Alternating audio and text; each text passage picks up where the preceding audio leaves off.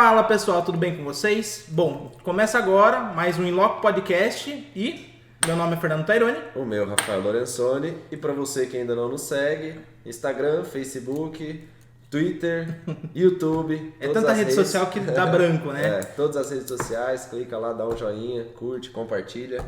O Inloco Podcast é um canal, né? Tudo voltado para arquitetura, engenharia e construção civil no geral. Então a gente está tentando construir bastante informação nessas áreas. Bom, hoje a gente tem um convidado especial, né? O Thiago da Guia. Bom, acho que você pode se apresentar melhor que nós, né? Opa, sem problema. Primeiro, bom dia, muito obrigado pela receptividade, Fernando, Rafael, pelo convite para a gente poder bater um papo aqui sobre diversas, né, atuações nossas dentro da construção civil. Eu sou arquiteto, né, formado em 2011. No próprio ano de 2011, em 2010 eu tinha prestado concurso na Prefeitura de Sorocaba e assim que recebi o diploma eu já fui chamado para a vaga como arquiteto na Prefeitura, e a partir daí eu comecei a fazer alguns estudos específicos voltados para a gestão pública. Então eu fiz uma pós-graduação em gestão de cidades e logo emendei um mestrado também em sustentabilidade para conseguir associar também a carreira acadêmica, que sempre foi um interesse meu. Eu sempre fui monitor de disciplinas na universidade, então sempre gostei dessa parte. E hoje eu atuo como arquiteto na Prefeitura de Sorocaba, hoje na Secretaria de Planejamento, mas atuei muito na Secretaria de Habitação e Regularização Fundiária. E também sou professor na Universidade de Sorocaba, principalmente nas disciplinas de planejamento urbano, que envolvem esse debate da cidade, mobilidade. Que legal. E, bom, para começar a fazer uma pergunta, você, quando prestou serviço, prestou concurso, você queria muito aquilo ali ou foi uma vista, carreira, assim? Porque tem muita gente que faz isso, né? Sim. Então, eu tenho gostar de, vou prestar um serviço porque é isso que eu penso para minha carreira, ou foi uma consequência e foi acabando acontecendo? Então, durante o curso de graduação na arquitetura, nós às vezes não nos descobrimos. Então são tantas disciplinas e às vezes aquelas disciplinas que dão maior impacto, como projeto, alguma coisa assim, você não se identifica com aquilo. E eu sempre me identifiquei com a parte de planejamento urbano, com legislação, então eu sempre gostei do plano diretor. Então eu falei assim, poxa, para atuar com isso, nada melhor do que estar, né, inserido dentro do serviço público. E quando abriu o concurso, em 2010, eu estava no nono semestre. E aí eu falei, poxa, é o momento, então eu queria muito mesmo passar. Só que aí eu até brinco, até hoje, porque é uma coisa de você mentalizar mesmo, né? Eu falei assim, poxa, eu tenho que pegar em sexto, porque daí dá 6 meses até eu me formar, dá certinho. Foi uma conta muito exata. Foi muito exato. Ainda eu errei e fiquei em quinto, então deu certinho, né? Mas assim, foi algo que foi planejado. Mas assim, se eu estudei para a prova, não, porque você está no curso de graduação, você está ali fomentando, você está no TFG, você está naquele trabalho final. É aquela, vou fazer porque é uma esperança, mas não é o meu objetivo principal. Exatamente. Agora. Só que você vai focado, né, cara? Você vai com calma e uma coisa espetacular, assim. Foi algo muito do que eu gostava, caiu o plano diretor, estatuto da cidade, então foi... E dá para contar nos dedos o que aconteceu com você, aconteceu com outras pessoas, né? Você tá no ano de formação, passar em um concurso não é sempre que acontece, né? Não, imagino, ainda mais nos tempos atuais, os últimos concursos, por exemplo, eu concorri com 98 candidatos.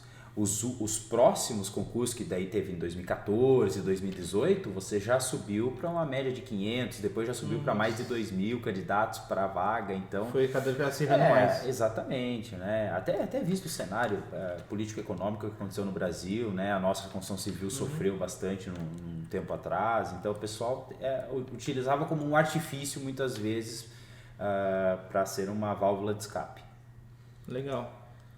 Bom, uma das coisas que nós comentamos antes, até estou pensando aqui, são a questão de cidades planejadas, né? Quando você fala cidade planejada, o pessoal fala Brasília, né? Existem algumas outras, né? Igual a gente comentou, tem no norte algumas cidades. E assim, Curitiba, né? Quando você, até a gente estava falando no norte, no Maranhão, Alagoas, não sei onde, algum lugar lá, apareceu Planet City Smart, alguma coisa assim. E aí você vê que é uma cidade que está nascendo do zero. Isso é uma coisa, você começar a planejar do zero, Sim. né? E aí você tem o planejamento das cidades, que é quando você já tem uma cidade igual Sorocaba, né? Que foi acontecendo por que tropeiro foi acontecendo e tudo mais, né? ela cresceu de uma vez, o desenvolvimento ali, o planejamento não conseguiu acompanhar a evolução do crescimento da cidade e tá como tá, né? Eu queria pelo menos entender um pouco como é que a gente pode adaptar uma cidade, vamos dizer, para ela se tornar uma cidade planejada, vamos dizer, ou pelo menos ajustada, né? Uma coisa que eu vejo, que eu sinto essa dificuldade, eu falo assim, a gente pensa em acessibilidade, né? A gente fala, uma rampa tem que ter uma inclinação X ou Y, para o cadeirante poder andar sozinho, subir e tal. E aí a gente vê que, assim, na realidade não é bem assim. Eu penso muito porque em Minas, né, onde a gente vê, a cidade não é plana, né? Então, assim, você pega uma rua aí, o pessoal começa a fazer aqueles degrauzinhos em calçada, assim, você vê a gente invadindo, o pessoal no bairro nosso lá, invade, eles compram um carro maior do que a garagem que foi planejada ali, aí faz uma serralheria comendo um pedaço da calçada. Isso quando não faz sacada pra rua, né? Então assim, são algumas coisas. E assim, quando você fala em demolir ou refazer e gerar custo para a pessoa gera aquele desconforto, aí você tem questão de perda de votos. Sim. Então assim, como é que você pode planejar uma cidade igual nós estamos aqui, já depois de pronto, né? Já existente, o que pode ser feito? Vamos... A gente já começou com uma bomba. já pega... digamos assim que é algo que muita gente não quer trabalhar, né? Não se interessa muito por planejamento urbano, porque a gente está tratando de um assunto que envolve variáveis inúmeras, né? Não, assim, incontáveis realmente, porque você trabalha tanto com a parte social, com a parte ambiental, infraestrutura, recursos, adensamento e por aí vai. Então, pensar numa cidade hoje já existente, uma cidade que você já tem um perfil montado, né? Lógico, cada cidade vai ter sua característica, a gente não dá para generalizar, por isso que a gente faz bastante diagnóstico, a gente analisa aquele contexto, vê a questão cultural, a questão histórica, o uso da sociedade, a relação do uso, a apropriação que as pessoas têm na questão dos equipamentos e tudo mais. Mas um princípio básico para a gente discutir alguns pontos que você acabou levantando. Bom, essa parte de planejamento da questão do lote, da parte construtiva, eu entendo que nada mais é do que uma atuação de fiscalização, uma atuação realmente de que você vai gerar uma mudança cultural na população. Não é da noite para o dia, mas você precisa incentivar com que as pessoas elas entendam que a ilegalidade ela é um problema, e a partir do momento que ela joga o carro para a calçada, né, faz um movimento no seu portão, a partir do momento que ela joga água de chuva lá na calçada, faz a sacada por cima sem autorização, faz um puxadinho, faz uma obra irregular, ela está contribuindo para uma série de fatores que vão prejudicar a cidade, seja ampliando os problemas de enchente, às vezes a gente não sabe disso, por causa de permeabilidade do solo, a relação de calçada, quando você faz uma rampa na calçada, a gente tem que pensar assim, uma rampa, você faz um degrau na calçada para não rampar no terreno e perder terreno, você rampa a calçada, e aí você fica com degraus entre os vizinhos.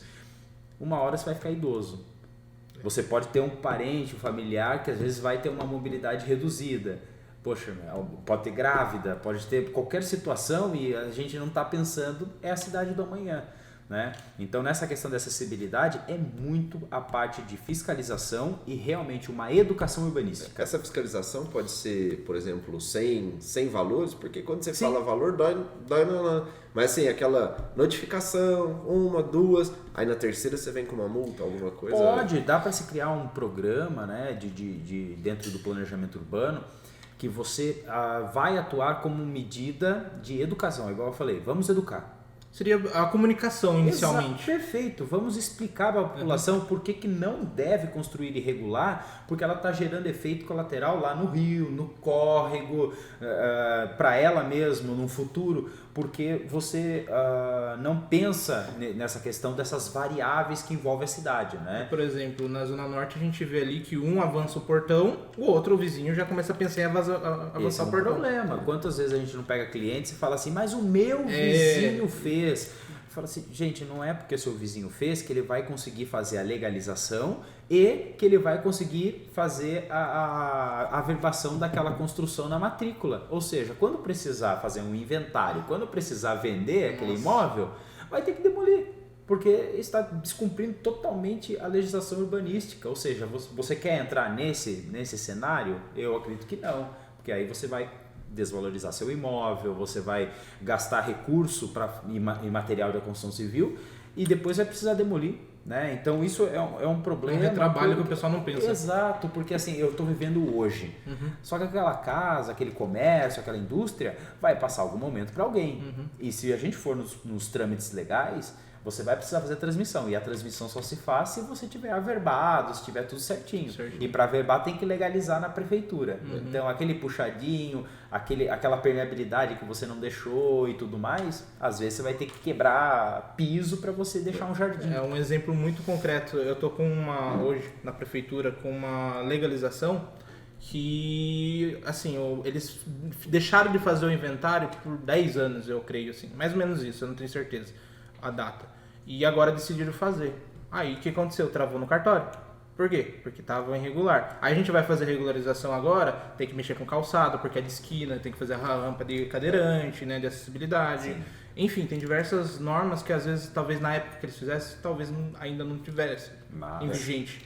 Há quem diga que tem a lei de anistia, né? Para alguns ela é boa, para alguns ela é ruim. Talvez seja nisso aí, né? Pode ser. Essa lei de anistia, em Sorocaba especificamente, não chama lei de anistia, chama lei de legalização. Lei de legalização, mas a gente sempre fala falou anistia lei de anistia. Acho que a lei de anistia surgiu em São permite Paulo, a nome, né? Exato. E aí é onde até o proprietário da casa fica, vamos dizer assim, safado, né? Claro, assim, claro. Vou fazer o que eu quiser. Me perdoa mesmo. Vamos lá. Essa lei de anistia aqui em Sorocaba é a lei 11.858 de 2019. Ela, digamos assim, ela permite legalizar aquilo que não cumpre legislação do Código de Obras em si, interior, o plano diretor na questão de recursos e da relação de permeabilidade, taxa de ocupação, coeficiente de aproveitamento, tudo. Aí o que acontece? Você vai ter que cumprir os quesitos básicos do Código Civil, que é assim, você não pode ter uma construção de janela a menos de 70 centímetros do vizinho, mas bom, recuo de 70 centímetros a gente sabe que não tem ventilação nem iluminação, mas enfim, é uma questão mais de privacidade, né? Se passar, o vizinho faz uma cartinha lá ou e pode fazer a carta de anuência, né? Então, assim, essa lei de anistia eu sempre defendi no sentido no que eu sempre trabalhei. A habitação de interesse social. Peraí, quando a pessoa realmente é de baixa renda e fez autoconstrução, aquela casa há 20 anos, 10 anos atrás, não tem condição, tem uma lei federal, a 11.888, que obriga o poder público a oferecer assistência técnica para a população de baixa renda. Ou seja, eu sou de baixa renda, eu tenho que procurar a prefeitura e falar assim, poxa, não tenho condição de pagar um engenheiro arquiteto, mas eu quero começar a construir minha casa aos poucos e tal. A prefeitura teria que fornecer esse profissional para a pessoa para realmente manter a legalidade. Né? E isso falta comunicação também, porque não é todo mundo que sabe. Exato, mas a prefeitura vai dar uma esquiva, vai sair pela tangente e vai falar, não existe esse programa e tal, a gente está sem bem recurso, assim, exatamente. Está faltando gente. Tanto que o Conselho de Arquitetura, né, na última gestão, né, e agora a gente vai ter eleição, a gente trabalhou muito essa questão das ATIs, né, Assistência Técnica e Habitação Social. Então, a lei de anistia deveria ser para essas pessoas. Entendi. Que são frutos de regularização fundiária, ação de ocupação irregular. Você vai oferecer um profissional para estar acompanhando, muitas vezes pequenas reformas. Melhoria habitacional. Entendeu? Você não precisa remover, você não precisa construir um novo apartamento lá na periferia para levar a pessoa. Não, você consegue trabalhar aqui. Então a lei de anistia, ela poderia ser trabalhada para esse público. Agora, você privilegiar concessionária... Às vezes o pessoal constrói porque quer estar com pressa e tem dinheiro, tem como fazer. Aí não pode esperar, ele vai e começa a construir porque ele sabe às vezes que pode ir lá, depois o que eu fizer aqui, posso legalizar depois. Com certeza. Tanto que tem município, por exemplo, eu vou tentar lembrar, mas alguns ex-alunos meus já me procuraram, eu sempre pergunto assim, tem a lei de anistia aí? Não tem. Eu falei assim, então seu cliente vai ter que demolir. Se eu não me engano, deixa eu tentar lembrar se é Salto de Pirapora, Ibiúna, Porto Feliz, Cerquilho, se eu não me engano, não tem essa lei de anistia. Que eu li dessa lei de anistia, ela foi uma coisa federal um tempo, ou até, acho que foi federal, e daí depois foi opcional os prefeitos prorrogar ou não. Exato. E em Sorocaba vem prorrogando ano após ano. Então é uma lei de muito tempo, ou seja, virou uma cultura. Então a gente tem que romper essa cultura. E além dessa cultura, acho que até, por exemplo, uma outra coisa que eu vejo de comparação de Minas com aqui, que a nossa cidade é pequena, é tamanho de terreno. Então, acho que assim, o pessoal tem, vamos dizer, uma construtora, uma incorporadora, tem um terreno lá e ela quer dividir, fazer os lotes para gerar dinheiro, né? Então o que acontece?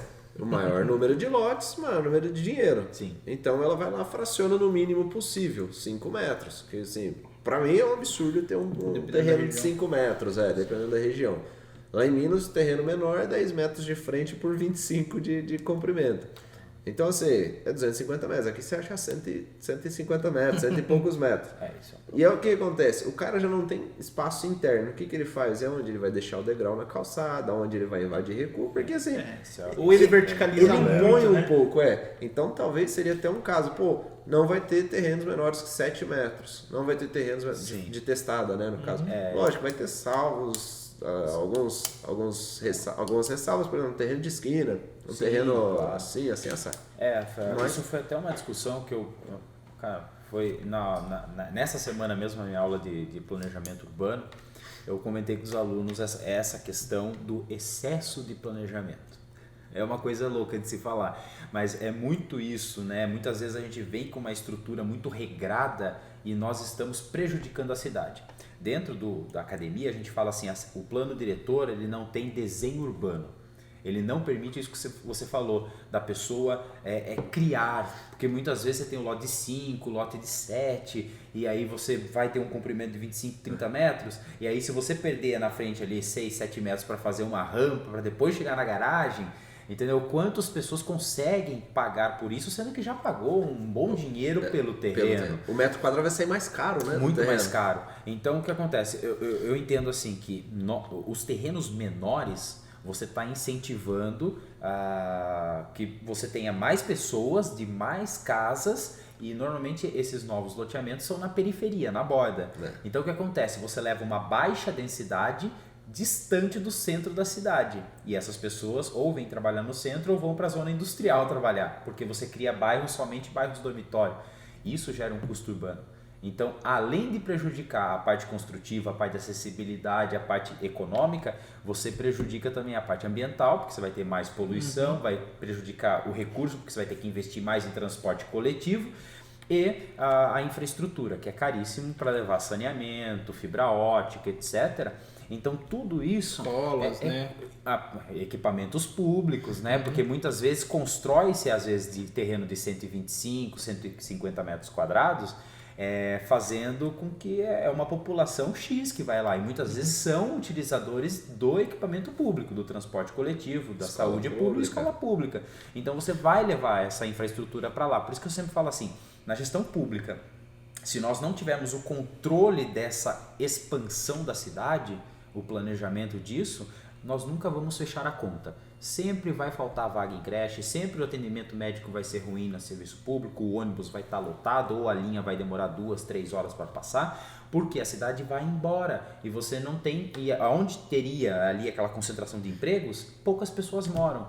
Então você vai ter muitos vazios urbanos, você não tem incentivo muitas vezes do próprio plano diretor para permitir, poxa, olha, aqui vou te dar um incentivo para você construir um prédio aqui, não lá. Né? Porque lá você pode pagar mais barato no terreno, só que lá eu vou deixar um coeficiente de aproveitamento mais baixo, entendeu? Então isso que a gente tem que começar a entender. As pessoas não associam o planejamento urbano com a qualidade de vida na saúde, na educação, enfim, em diversas áreas que o pessoal acha que vai acontecer naturalmente. Exato. Eu não sei, existe uma lei que, por exemplo, de repente tem uma necessidade populacional, precisa ter uma escola, um posto de saúde ou não? Não, uma lei específica não. Não tem. O que tem é algo que eu estou estudando no momento, né, dentro lá da Secretaria de Planejamento, que é uma relação de medida mitigadora. Então, o que é? O empreendedor vai gerar um impacto, ele vai apresentar o estudo de impacto de vizinhança, tem o estudo de impacto ambiental, e através desses documentos, a prefeitura pode exigir umas mitigadoras conforme a questão de densidade, conforme o impacto que ele vai gerar na relação de trânsito, transporte, estacionamento, etc. Aí a gente pode fazer essa lógica. Só fazendo um adendo, né? Falei de estacionamento, a gente está falando de excesso de planejamento. Eu pergunto assim, por que eu tenho que obrigar o empreendedor a fazer uma vaga por unidade habitacional? Qual é o intuito? O intuito é mais carros nas vias. Por quê? Por que eu não posso deixar assim? O cara quer fazer um prédio sem vaga. Sem vaga. Será que é por questão de capitalismo? Será nesse sentido? Opa, totalmente pode ser, nisso. Incentivar a compra de compra do veículo, né? O consumo de combustível e tudo mais. Tanto é que tem lugares que o pessoal, em São Paulo, por exemplo, eu conheço várias pessoas que alugam, né? Tinha um gerente, ele falou, eu tenho 3 carros. 2 de uso e 1 de coleção. Exato. Ele aluga um carro, ele aluga uma vaga de garagem, paga lá $1.000 por mês só para colocar o carro dele assim, lá. Em São Paulo eles mudaram no plano diretor de 2014, o último, que dentro dos DOTs, né, o desenvolvimento orientado pelo transporte sustentável, ou seja, naqueles corredores de ônibus, onde você tem mais circulação de comércio, eles querem incentivar o potencial construtivo e habitacional. Então, eles permitem que não tenha vaga de garagem, ou seja, uma vaga a cada 3 unidades. Ou seja, você está ali, você está com o metrô na sua porta, você tem incentiva a população o ônibus, usar... você tem a ciclovia. Exatamente. Então, poxa, eu fico pensando isso talvez nas regiões mais centrais da cidade, onde você já tem essa infra e mais, para facilitar o empreendedor a investir lá. E que as pessoas voltem a morar nessas áreas centrais. E quando eu falo centro, não é o centro histórico, né? Sim. É o centro expandido, né? Que a gente trabalha. Tal. Que quanto mais pessoas, talvez, nessas áreas que estão se afastando pelo custo, mais segurança, né? Pelo que a gente está bem associado nesse sentido também. Porque normalmente estão saindo condomínios e loteamentos fechados nessas áreas periféricas, né? E aí gera um outro problema que são as barreiras, né? Sim. E aí você não tem calçada. Né? Então, por exemplo, eu mesmo, onde eu moro no prédio, é condomínio na frente, condomínio do lado, um bairrinho aqui fragmentado, condomínio no fundo. Paredão. Aí o que acontece? Você vai caminhar, por exemplo, para você encontrar um pão, você tem que andar 2 quilômetros. Tem que pegar um carro. É carro, para comprar um pão, faltou um orégano para fazer aqui o negócio. 2 quilômetros, você tem que pegar carro e é tudo murado. Então, essa é a dificuldade. Né? Entrando nesse assunto, eu acredito que quanto que a especulação imobiliária ela atrapalha o planejamento urbano? Olha, a especulação imobiliária, nós temos 2 vertentes. Nós podemos criar também, né, um monstro, né? Porque assim, gente, todo mundo diz a questão de valorização. Eu assisti recentemente um documentário da professora Emília Maricato e ela fala assim, não é valorizar.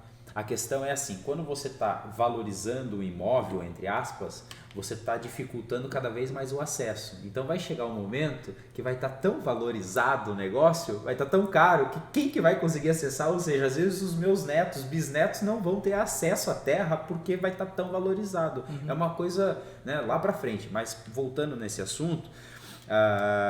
existe toda a parte de incorporação, não tem problema nenhum, muito pelo contrário. A questão é qual é a contrapartida, né? Não tem problema nenhum. Aí que entra o planejamento, da gente criar artifícios, muitas vezes de criar uma zona de especial interesse social nas proximidades, para você ter mescla social, então você vai ter o grande empreendimento aqui, só que eu estou trazendo muitas vezes trabalhadores que vão trabalhar nesse empreendimento nas proximidades, a 500 metros, 1 quilômetro de distância, e ou seja, o copeiro, o porteiro, tudo perto, ou seja, não vão precisar usar o transporte coletivo, vão poder ir a pé, tem um tempo maior de lazer. Ele produz e oferece no mesmo bairro, na mesma região. Isso é fantástico. Isso é a cidade inteligente, a cidade sustentável.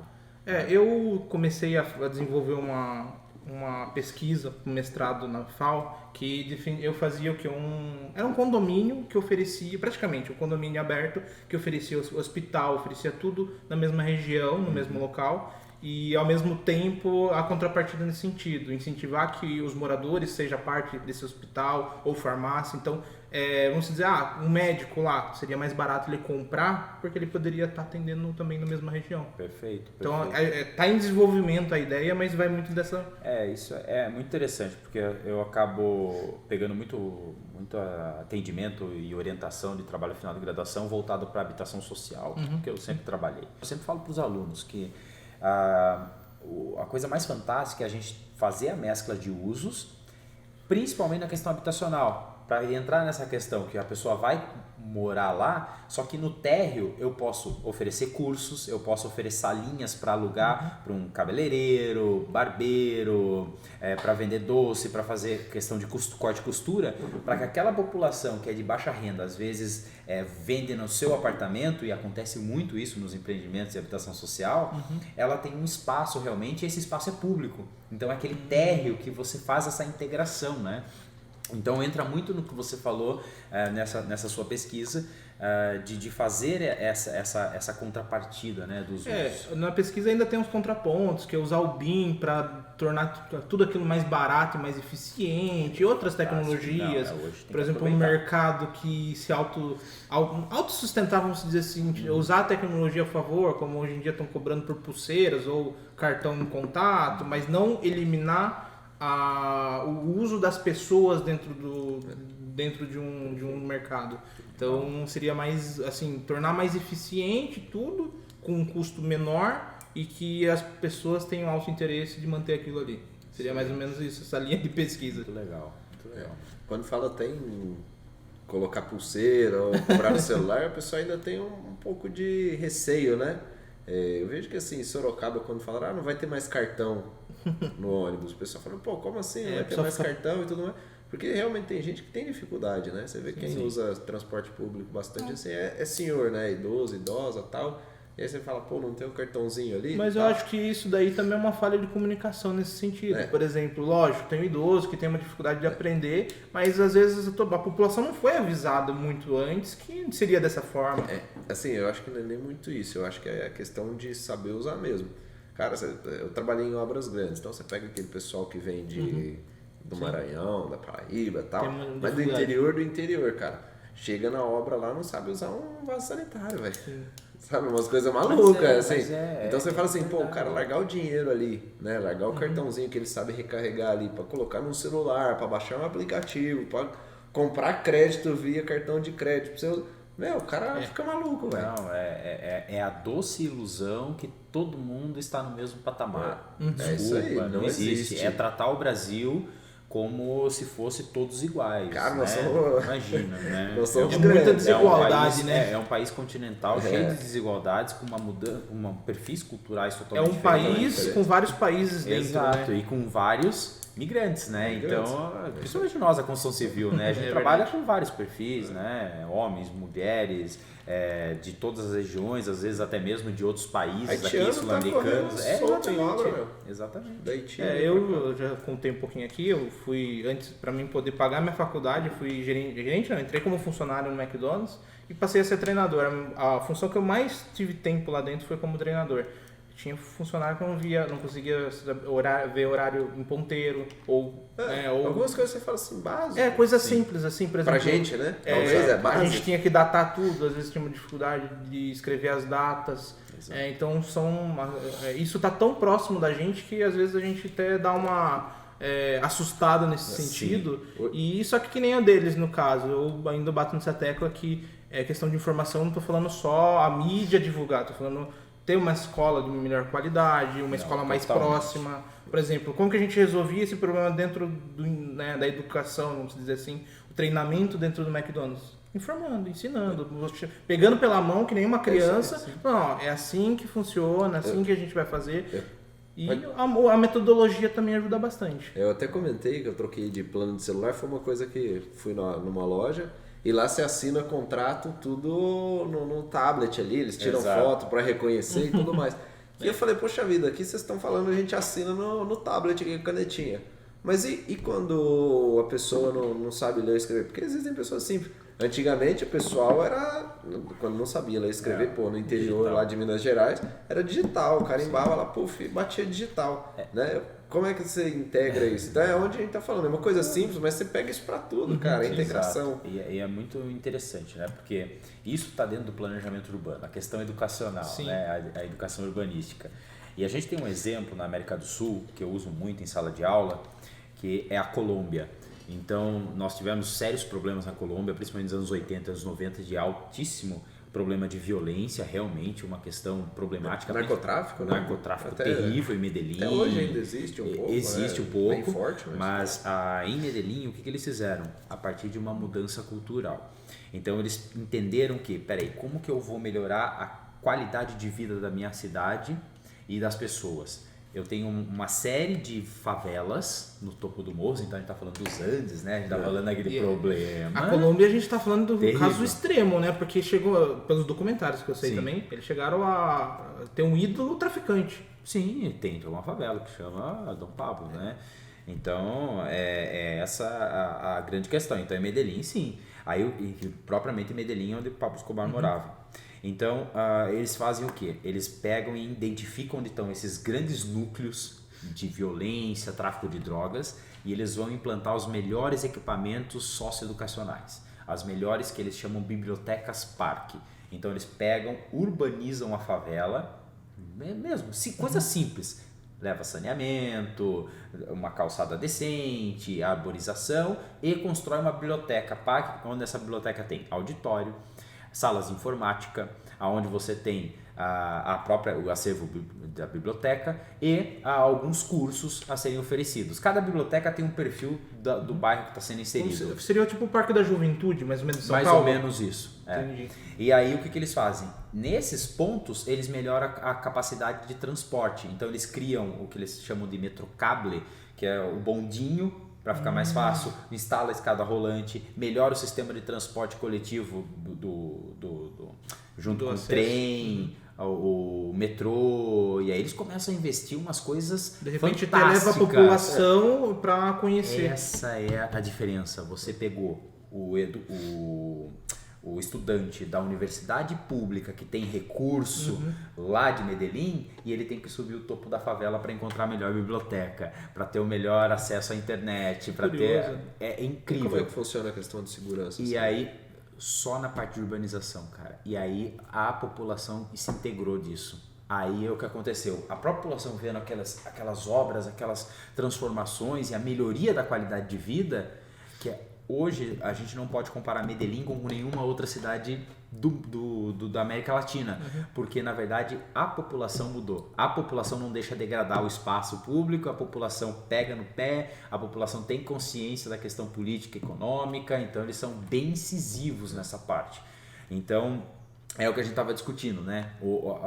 A melhoria educacional passa por isso. Então todo mundo fala assim, né? Planejar a cidade, como que a gente resolve esse problema já existente? Se Medellín conseguiu, o Rio de Janeiro consegue, cara. Por favor. É isso que eu ia entrar nesse assunto. Como que a gente resolve? A topografia no Brasil ajuda muito a ter mais favelas. E como que a gente resolve essa grande quantidade de favelas, principalmente São Paulo, Rio de Janeiro, que é um adensamento gigantesco, né? Um jeito que eles resolveram foi deixar de chamar de favela e chamar de comunidade, né? Mas não mudou nada em si. Isso é só pra... vai deixar de ser favela, todo mundo criou uma expectativa. É porque favela vem de toda uma discussão da Guerra de Canudos, que eles ficavam no Morro da Favela lá e tal, e quando os soldados do Rio de Janeiro voltaram, eles viraram Favelados. Mas aí... a gente só usa São Paulo e Rio de Janeiro, porque em algumas regiões você vai usar Palafita, Mucambos, etc.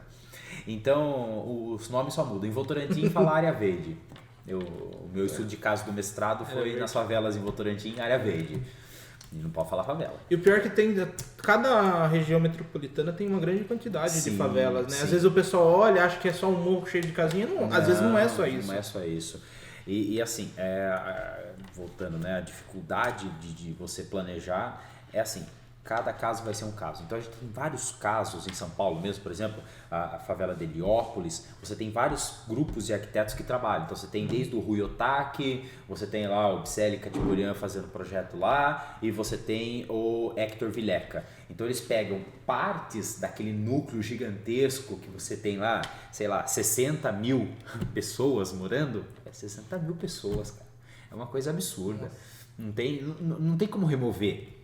A gente tem que melhorar. Por que a gente tem que melhorar aquelas pessoas? Primeiro, para você dar oportunidade, seja de qualidade de vida mesmo, desafogar o sistema de saúde público, porque toda vez que a pessoa está pisando no esgoto, ela tem uma casa cheia de mofo, uma casa que não tem janela, não tem uma iluminação adequada, ventilação adequada, ela tem mais problema respiratório e vai gerar mais gasto.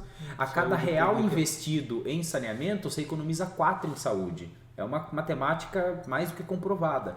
Então o que acontece? Se você faz esse investimento, você está reduzindo gastos e melhorando a qualidade de vida de todos. Porque daí, economizei na saúde aqui, eu posso reverter para outra coisa. Então eu posso comprar um aparelho melhor, ou fazer um melhor tratamento de ecologia, ou construir um hospital de especialidades na minha cidade.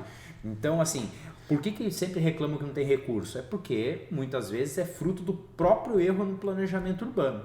Né? Eu sempre falo assim, não tem cidade não planejada, tem cidade planejada, depende de como ela foi planejada e para quem, né? Essa que é a questão. Uma das coisas que eu até ia comentar, que o Fernando falou, é a questão de regiões metropolitanas. Sorocaba agora já virou, né? Metrópole, com mais 20 e poucas cidades, e isso gera investimento. Quando você gera investimento, né? Vai ter investimento, você vai ter mercado de trabalho e tudo mais.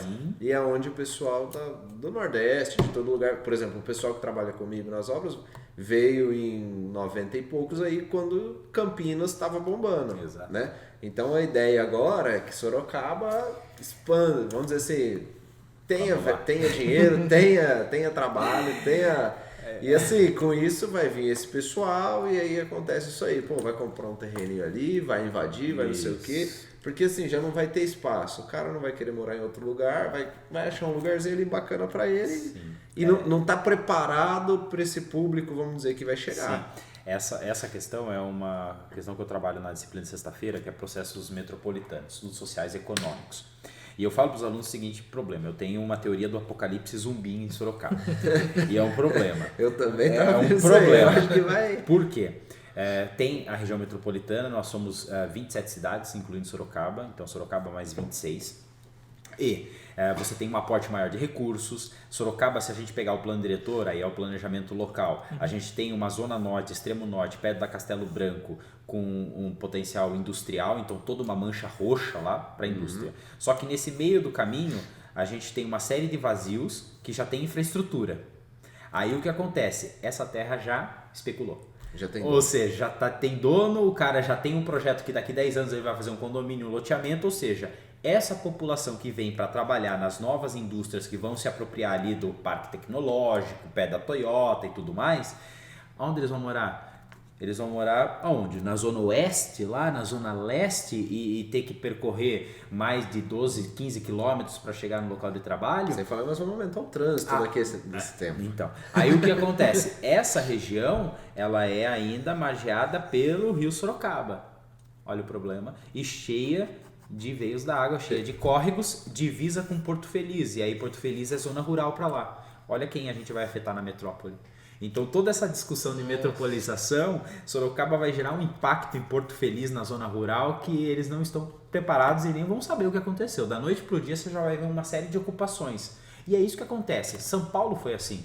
Quando instalou o ABC Paulista, Santo André, São Bernardo do Caetano, com aquelas indústrias automobilísticas, onde os trabalhadores iam para onde? Iam lá. Aí começa Diadema, Capão Redondo, Jardim Ângela. É assim que surge as ocupações na represa, quando a gente vai para a praia, né, pelo Rodoanel, você vê as ocupações na Guarapiranga, Billings. É assim. A Castelo Branco é um eixo importante, né? Espetacular, é um né? É um dos principais eixos da nossa região. Nossa região é a principal, nossa né? região, Com essa conversa, eu sinto assim que a gente está tão atrasado no planejamento urbano brasileiro que a gente, em vez de planejar coisas novas, a gente está correndo atrás de soluções de problemas futuros. Perfeito. Esse é o problema. Eu sempre gosto de usar aquele negócio, tapar o sol da peneira. É sempre assim. Por quê? Isso, né, envolve um pouquinho da questão política. A bendita reeleição, a propagação de partidos no poder e a necessidade de você fazer coisas rápidas. Então não tem planejamento a médio e longo prazo. Eu tenho que planejar para 2 anos. Porque no primeiro ano de mandato eu estou trabalhando com a lei de diretrizes orçamentárias do antecessor. Então eu estou trabalhando com a LDO e com a do anterior. Aí quando chegar na minha vez eu vou planejar os próximos 4 anos. 3 meu e mais um do próximo que vem. Então nesses 3 anos, nesse um eu trabalho, nesse aqui já tem umas disputas de outras eleições em outra esfera, e aí no último ano é ano de eleição. Então, que não dá pra fazer nada porque vedou um monte de coisa no eleitoral. Eu nem sei se ajuda ou se prejudica essa questão. Fora que ainda nesse metade do caminho, a grande maioria dos prefeitos, acho que, pelo menos de São Paulo, tem algum problema jurídico para se preocupar, tem outras esferas que acabam se preocupando, além de cuidar da população. Problema, Fernando. Nossa, é terrível. A gente tava falando, né, Rafael, da questão desse excesso de burocracia. Não querendo defender, né, não tô aqui para passar pano para ninguém, mas assim, sofrem os prefeitos. Porque assim, é tanta coisa que tentam burocratizar, tribunal de contas, tem que fazer isso, que todo mundo fica cheio de dedos para fazer um negócio. Em compensação, na licitação você consegue fazer. Vamos dizer que ele quer fazer algo, às vezes o prefeito quer muito fazer aquilo ali, Sim. Mas daí começa estudo para viabilizar o negócio, ele começa a perceber que ele não vai ter tempo para fazer isso. Ele deixa de fazer pela burocracia. Ele deixa pela burocracia, pelo ele falou, tempo. O quê? Eu vou ter dor de cabeça, ninguém vai ficar satisfeito ou arrebentar a cidade. Acaba ele quer cuidar mais ou menos do que tem lá. As nossas cidades acabam ficando placebos para a população. Ufa. Então o que eu faço? A luz do poste queimou, não pode queimar a luz do poste. Grama cortadinha e asfalto sem buraco. Por favor, se você tiver essas 3 itens, é o melhor prefeito. Eu falo assim, isso é planejamento urbano? Isso não chega nem perto de melhorar a qualidade de vida. Eu te falo, o BRT, pô. O BRT implanta em 3 anos, sei lá quanto tempo já tá aí. Gente. Então assim, é passar vergonha, pô. Não, é total. Primeiro que o BRT não é uma estrutura para a cidade de Sorocaba. O BRT, se a gente for pegar os nossos exemplos sul-americanos, a gente tem em Lima, no Peru, tem em Bogotá, na Colômbia, tem em Medellín e tem em Curitiba. São vias que você tem 5 faixas de carro para um lado, 5 faixas de carro para o outro e a canaleta do BRT passando no meio. A estrutura viária de Sorocaba não é... Não, nem um pouco adaptada para isso. E você tem desenho urbano, ou seja, você trouxe arborização. Você pensou no macro. Ao contrário, aqui removeram quase 80 árvores para colocar o BRT. O que acontece de você fazer isso? Você gera ilha de calor, ou seja, aquele espaço mais quente, a pessoa não vai querer andar na calçada.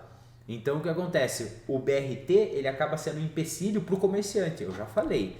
Itavuvu. Quem tem comércio na Itavuvu vai quebrar, porque as pessoas não vão circular e o carro vai travar, porque só vai ter uma faixa de carro. Então o cara não vai mais passar para lá, ele vai jogar rota alternativa. Também, né? Ele não vai parar. Então se você tem, sei lá, qualquer coisa, loja de colchão, mercadinho, se você tem qualquer situação na Itavuvu, não vai prestar. Se não tiver estacionamento na frente da sua loja, pode esquecer. De repente essas estruturas vão tudo para dentro do bairro que vai ser mais eficiente. Exatamente. O pessoal vai começar a desviar pelos bairros e isso gera outro impacto. Porque muitas vezes a camada de asfalto do bairro não, tá preparada não foi dimensionada para isso. Aí você vai ter outro problema. Olha só o que esse BRT vai Talvez gerar. daria certo um BRT, vamos dizer assim. Hoje em São Paulo a gente tem o Rodoanel ali contornando.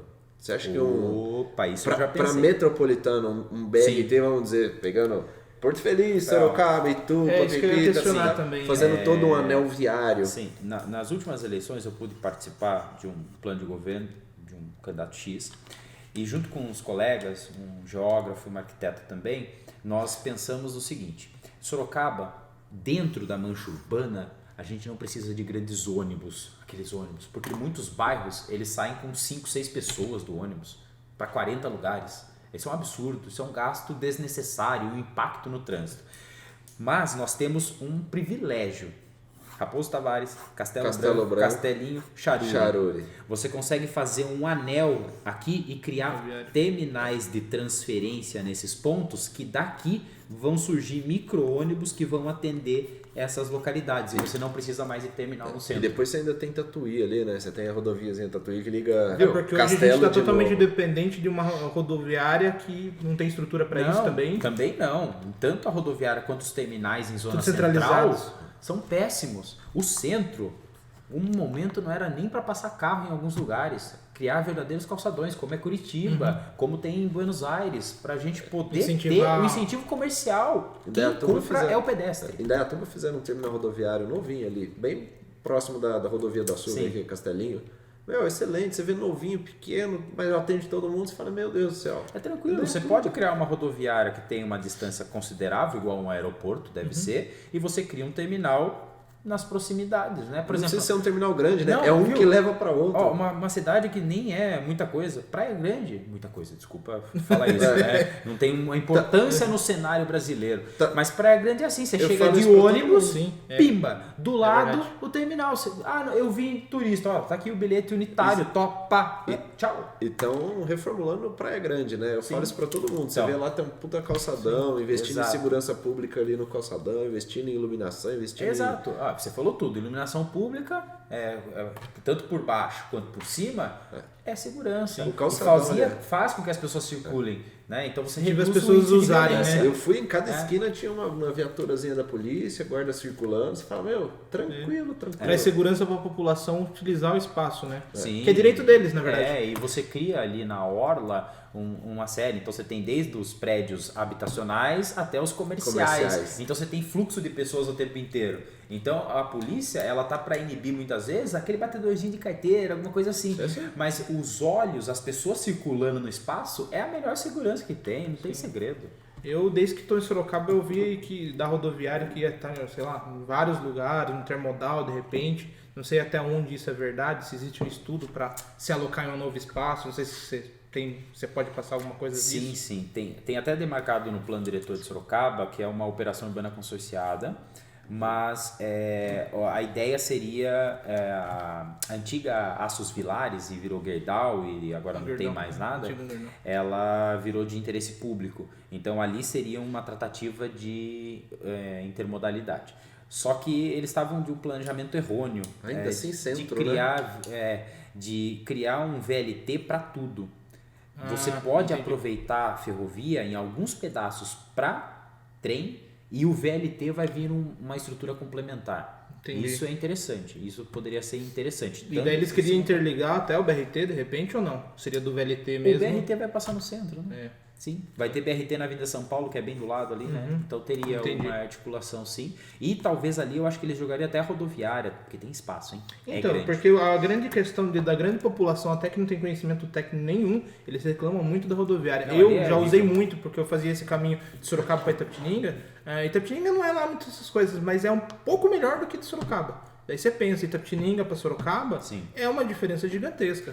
Não, é brutal. E aqueles ônibus de alto impacto circulando, você vê todo o cenário. Nessa última gestão tentaram até trocar o fluxo do trânsito. Não é assim que vai resolver o problema. Está ultrapassado. Total. A questão é assim, você perde até público, né? Muita gente ainda... Eu gosto de viajar de ônibus. Eu também não tem muita oportunidade. Não, mas, eu gosto bastante. Eu viajava de ônibus para Minas, então eu tinha que sair daqui de Sorocaba e ir para Campinas. Cara, você sai da rodoviária de Sorocaba para ir para Campinas, Campinas é um shopping, cara. Você chega lá, você tem de tudo limpo, tudo de qualidade, iluminado, ventilado. Eu acho que outra coisa que é problema... aeroporto, cara. Então, isso que eu ia entrar. É aeroporto em Sorocaba, né? Estão querendo viabilizar lá, mas pelo que eu vejo é mais comercial ainda. Sim. A tendência é que continue assim por muitos anos. Vai. E agora viabilizou de São Roque, né? Viabilizou um ali, mas assim, é alto padrão, né? Não, assim, jatinhos particulares, então ainda não vai ter o comercial. Sim. Mas assim... Privado, né? É privado, do Catarina ali. Mas é complicado. Eu acho que Sorocaba precisava ter pelo porte que tem. Agora metropolitana. É uma cidade fantástica, cara. Porque se eu for pensar, eu falo assim, é uma cidade com uma extensão territorial baixa em quilômetros, se eu não me engano, são 25 quilômetros quadrados. com uma taxa de densidade relativamente boa, uma média de densidade aí a média, né, de 100 a 200 pessoas por hectare. O ideal seria a gente chegar lá nos 500, 600, aí você está otimizando a infraestrutura, tá lindo. Mas é boa comparada às outras cidades da região metropolitana. E menos de 700 mil habitantes, cara. Com, até o último ano, 3 bilhões de orçamento. Caramba! 3 bi. Uma cidade espetacular. Você precisa de bons governantes e muita técnica. Não sei se é uma pergunta muito, vamos dizer assim, muito complicada de ser respondida. Se você fosse, vamos dizer, tira prefeito, tira todo mundo, você fosse planejar Sorocaba, quais são as medidas que você poderia adotar para estancar, vamos dizer assim, os problemas que tem agora e pensar, porque eu acredito que o planejamento tem que pensar a longo prazo. O que daria para a gente sugerir aí, para não complicar muito? Isso é legal. Uma das questões, a gente vai trabalhar em algumas vertentes bem interessantes. Uma, a gente poderia criar um cinturão verde. Então, a gente tem que realmente fazer esse cinturão verde nas bordas. Então, eu pego o Rio Sorocaba, eu vejo lá onde que estão fragmentados e eu vou criar esse cinturão verde para falar assim, ó, aqui não cresce mais. Eu preciso travar isso aqui. Que porque a gente está corrompendo a área rural. Então, se eu for pegar a rodovia Emerenciano Prestes de Barros rumo a Porto Feliz, Boituva, Tatuí, o que vai acontecer? Eu vi que foi implantado 2 conjuntos habitacionais de interesse social, são 20 mil pessoas. Depois do Parque São Bento, dá mais ou menos 15 quilômetros de distância da região do centro histórico, em linha reta. Então, o que acontece? Dali para frente, já estou chegando na zona rural e depois chego na Castelo Branco, Porto Feliz. Então, eu tenho que criar um cinturão verde ali, uma proteção. Então, ou seja, eu vou parar aqui. Eu vou pegar o plano diretor e eu vou limitar. Eu vou pegar no plano diretor, eu vou melhorar o potencial construtivo da zona central e incentivar a central expandida para limitar. E na borda, né, o extremo oeste, ali perto do hospital, da arena, na zona leste, para lá da Uniso, e eu vou começar a criar coeficiente de aproveitamento básico, ou seja, coeficiente de aproveitamento 1, porém com ortogonerosa. Então, por exemplo, assim, você quer construir, você vai gerar um impacto. Então, o que vai acontecer? Coeficiente de aproveitamento 1, mas você pode chegar no 4. Esses 3 de diferença você vai pagar. Você pode, mas você paga. Você paga, porque esses 3, esse recurso que vai entrar, eu vou investir na área para ampliar a rede de esgoto, para ampliar a rede de saneamento, para melhorar o transporte, um reinvestimento. Então, isso é básico para a gente fazer. E, obviamente, eu entraria com algumas políticas habitacionais muito fortes para gerar recursos. Então, por exemplo, eu faria um programa que eu estava tentando fazer na Secretaria de Habitação, mas mudança de governo é uma coisa, né? Param os projetos. Aí, qual a nossa ideia? Através de parcerias com universidades de engenharia e arquitetura, promover com que os alunos vão até as casas que já sofreram regularização fundiária nessas ocupações irregulares, eles vão lá e cadastram o morador e medem a casa, para a gente legalizar essa casa gratuitamente. Então, ou seja, agora vai gerar mais recurso e a gente consegue ter mais planejamento, além do que atuar com os instrumentos do Estatuto da Cidade, para fazer com que realmente seja obrigatório a pessoa ocupar aquele vazio urbano, aquela área degradada, aquela fábrica abandonada, para dar um uso, porque senão a pessoa fica só na especulação imobiliária. Sim. E todo mundo está pagando por isso. E essas discussões de planejamento da cidade, nós vamos sempre trabalhar nisso, né? de ter principalmente esses recursos. E lógico, após uma política habitacional, você tem que ter uma política de mobilidade, que não se restringe a transporte. Mobilidade não é transporte. Sim. Mobilidade é permitir que o comerciante construa na calçada e sem recuo da calçada, ou seja, incentivar que o comerciante crie a fachada ativa, ou seja, eu vou dar mais potencial construtivo, ou eu vou dar uma desoneração de algum imposto para você construir um térreo comercial sem recuo, porque daí a sua vitrine, a sua loja está ali na calçada e a pessoa vai estar passando, ou seja, você vai vender mais. Esse é o princípio do calçadão, né? Sim. Então, incentivar realmente o desenho urbano e a mobilidade. Aí sim a gente começa a pensar transporte intermodal para Sorocaba, que não pode ser pensado do jeito que é. o BRT resolve tudo para a cidade toda, o ônibus resolve tudo para a cidade toda, ou a ciclovia resolve tudo. É que na verdade cria novos problemas, né? Exato. Você tem que pegar a cidade, fragmentar ela e diagnosticar cada necessidade. Qual é a necessidade de Cajuru, Éden, zona industrial? Eles têm um perfil. Será que o ônibus atende? A ciclovia atende? Qual é o perfil ali, Central Park, algo mais antigo que está expandindo para o oeste e vai chegar lá na Raposo Tavares? Qual é o perfil? Ali dá para trabalhar com micro-ônibus. Ou, o pessoal não gosta, mas eu entendo que um dos incentivos e que gente que está sofrendo muito é o pessoal de van. Porque as escolas pararam, tudo parou, porque quebrou os caras de van. Então o que daria para fazer? Então vamos incentivar uma van pública. Ótimo, vamos criar um sistema de cadastro e tem bairro que dá para levar em van. Tem muitas vezes que no centro não vai ter ônibus, vai ter van. Depois do Cajuru existe um bairro que é o bairro dos Carvalhos, atravessa Castelo Branco. Tem um ônibus, acho que 4 vezes ao dia, 5 vezes ao dia. Vai acho vazio. Que tem Coloral também. Vai vazio. Então tem coisa que assim que é planejamento, é dinheiro, é recurso que está sendo gasto. Eu estou na região do Cajuru e eu vejo lá uma questão que é assim, o pessoal do Cajuru às vezes trabalha por ali e trabalha às vezes para o Éden, região industrial, que é o que você comentou. Lá eles fizeram uma ciclofaixa, mas não tem aquela bicicletinha que tem, por exemplo, para você pegar e largar. Eu falo, lá é uma coisa que daria certo, que todo mundo usaria. Tá vendo? Porque o pessoal não prefere pegar a bicicleta e andar lá 5, 6 km para chegar no Éden, entre descidas e subidas ali, larga a bicicleta ali, vai trabalhar e volta, não paga o ônibus.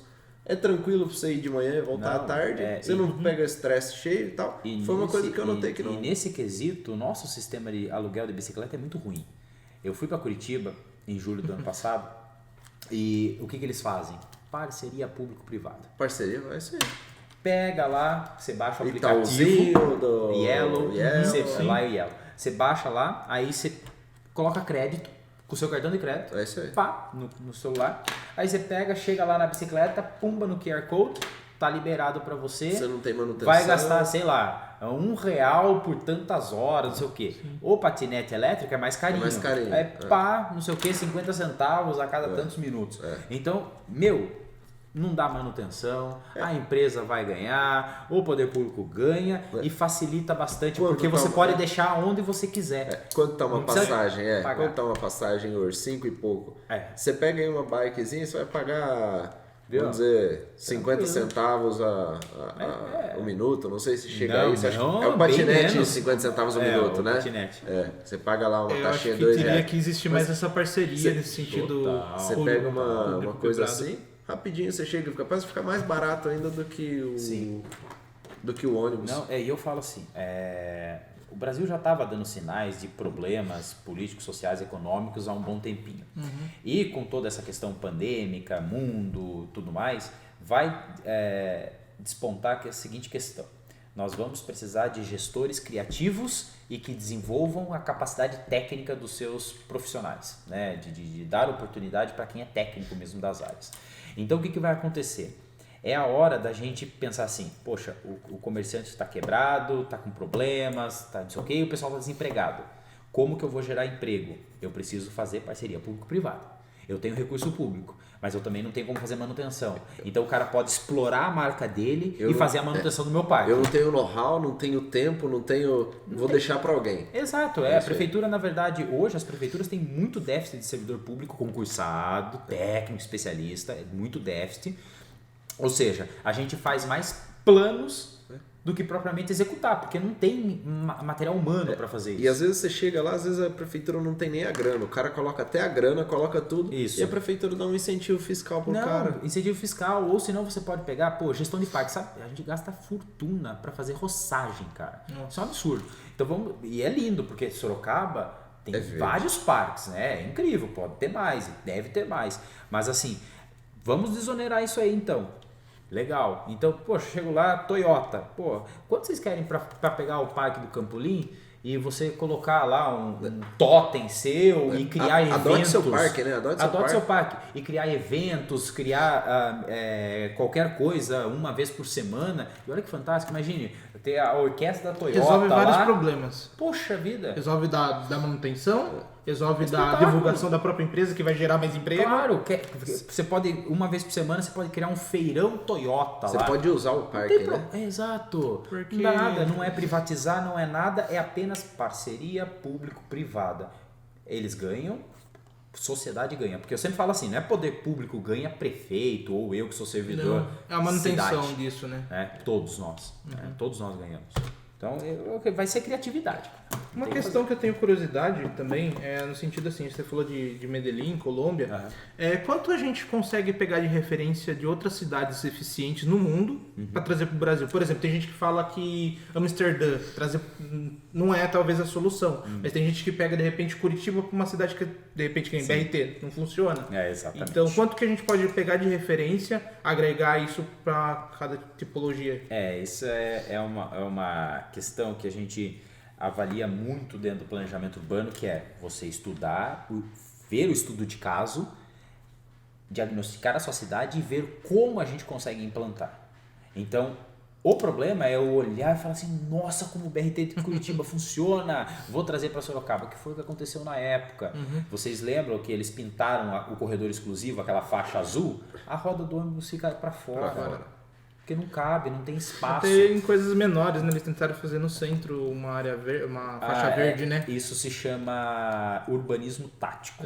Aí choveu, levava os cones embora. Eu lembro que virou uma bagunça. Ridículo nesse isso, sentido. né? Tentaram empregar uma coisa com muito pouco e talvez... O urbanismo tático ele é muito bom, só que tem que ter um quê de assim, crítica mesmo. Não somente falar assim, a gente vai fazer um teste. Não é teste, é uma crítica. Aqui é o espaço do pedestre, vamos criar aqui, a gente vai criar árvore aqui. E talvez falta essa questão técnica, né, dentro da prefeitura. Por Total. exemplo, assim, uma pessoa com know-how tem que fazer assim porque é onde vai dar certo. Ou não, se fizer isso aqui vai dar merda. Exato, às vezes acaba ficando políticos para decidir, e aí complica um pouquinho.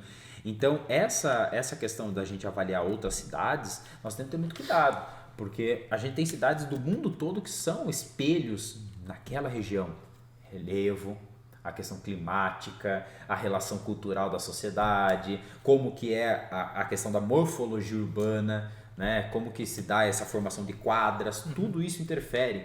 Então a gente não pode pegar Portland, que tem um sistema de transporte integrado, uma mobilidade urbana fantástica nos Estados Unidos, e querer trazer tudo para cá, que não vai funcionar, né? Ou pegar Amsterdã, que é fantástico, Barcelona, que tem toda a discussão das manzanas, tipo, né? Que são as áreas que têm diversidade, se a gente discutir. Porque assim, como que eu posso incentivar uma melhor qualidade no planejamento urbano se eu crio um plano diretor restritivo? Por exemplo, aqui só pode indústria, aqui só pode casa, aqui vai ser só comércio. Isso é um problemaço, isso é um modelo de urbanismo Esse modelo de modernista. urbanismo, ele é muito baseado na questão a questão de compra de carro, de veículos. Total, porque é baseado no modernismo. Exatamente. Aí no sentido... E a nossa economia gira e quase todas as cidades brasileiras são nesse sentido, né? Sim.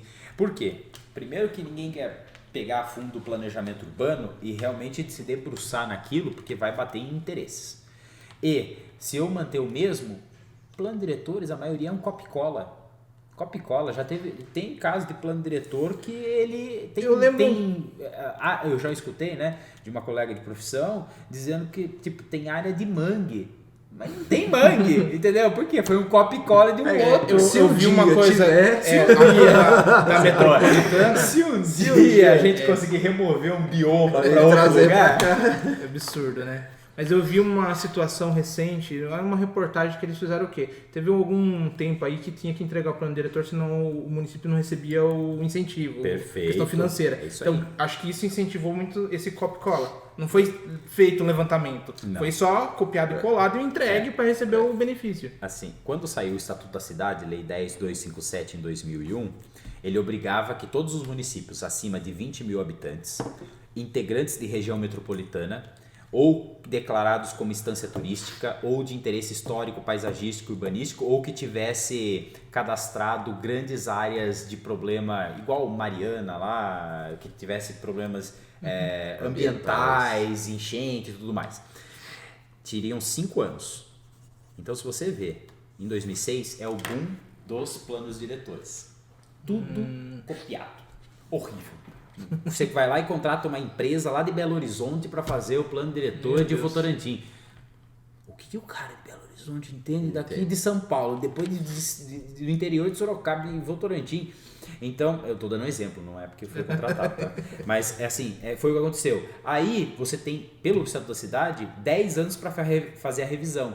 Então você vai ver que de 2014 a 2016 você vai ter haverão várias revisões. Qualquer semelhança é mera coincidência, né? Não aconteceu, né? Meu Deus. Entendeu? E o nosso, isso que é legal ali, onde eu estou trabalhando na Secretaria de Planejamento, é um setor específico para continuidade, ou seja, sempre está focado. Então você não vai pegar e formar uma equipe rapidamente para fazer a revisão em meses. Você vai pensar nos próximos... Já está estudando. Então, assim, em Sorocaba, a obrigatoriedade agora é 2024, né? Para fazer a revisão. A revisão que eu falo é a aprovação na Câmara, mas a revisão é todo ano.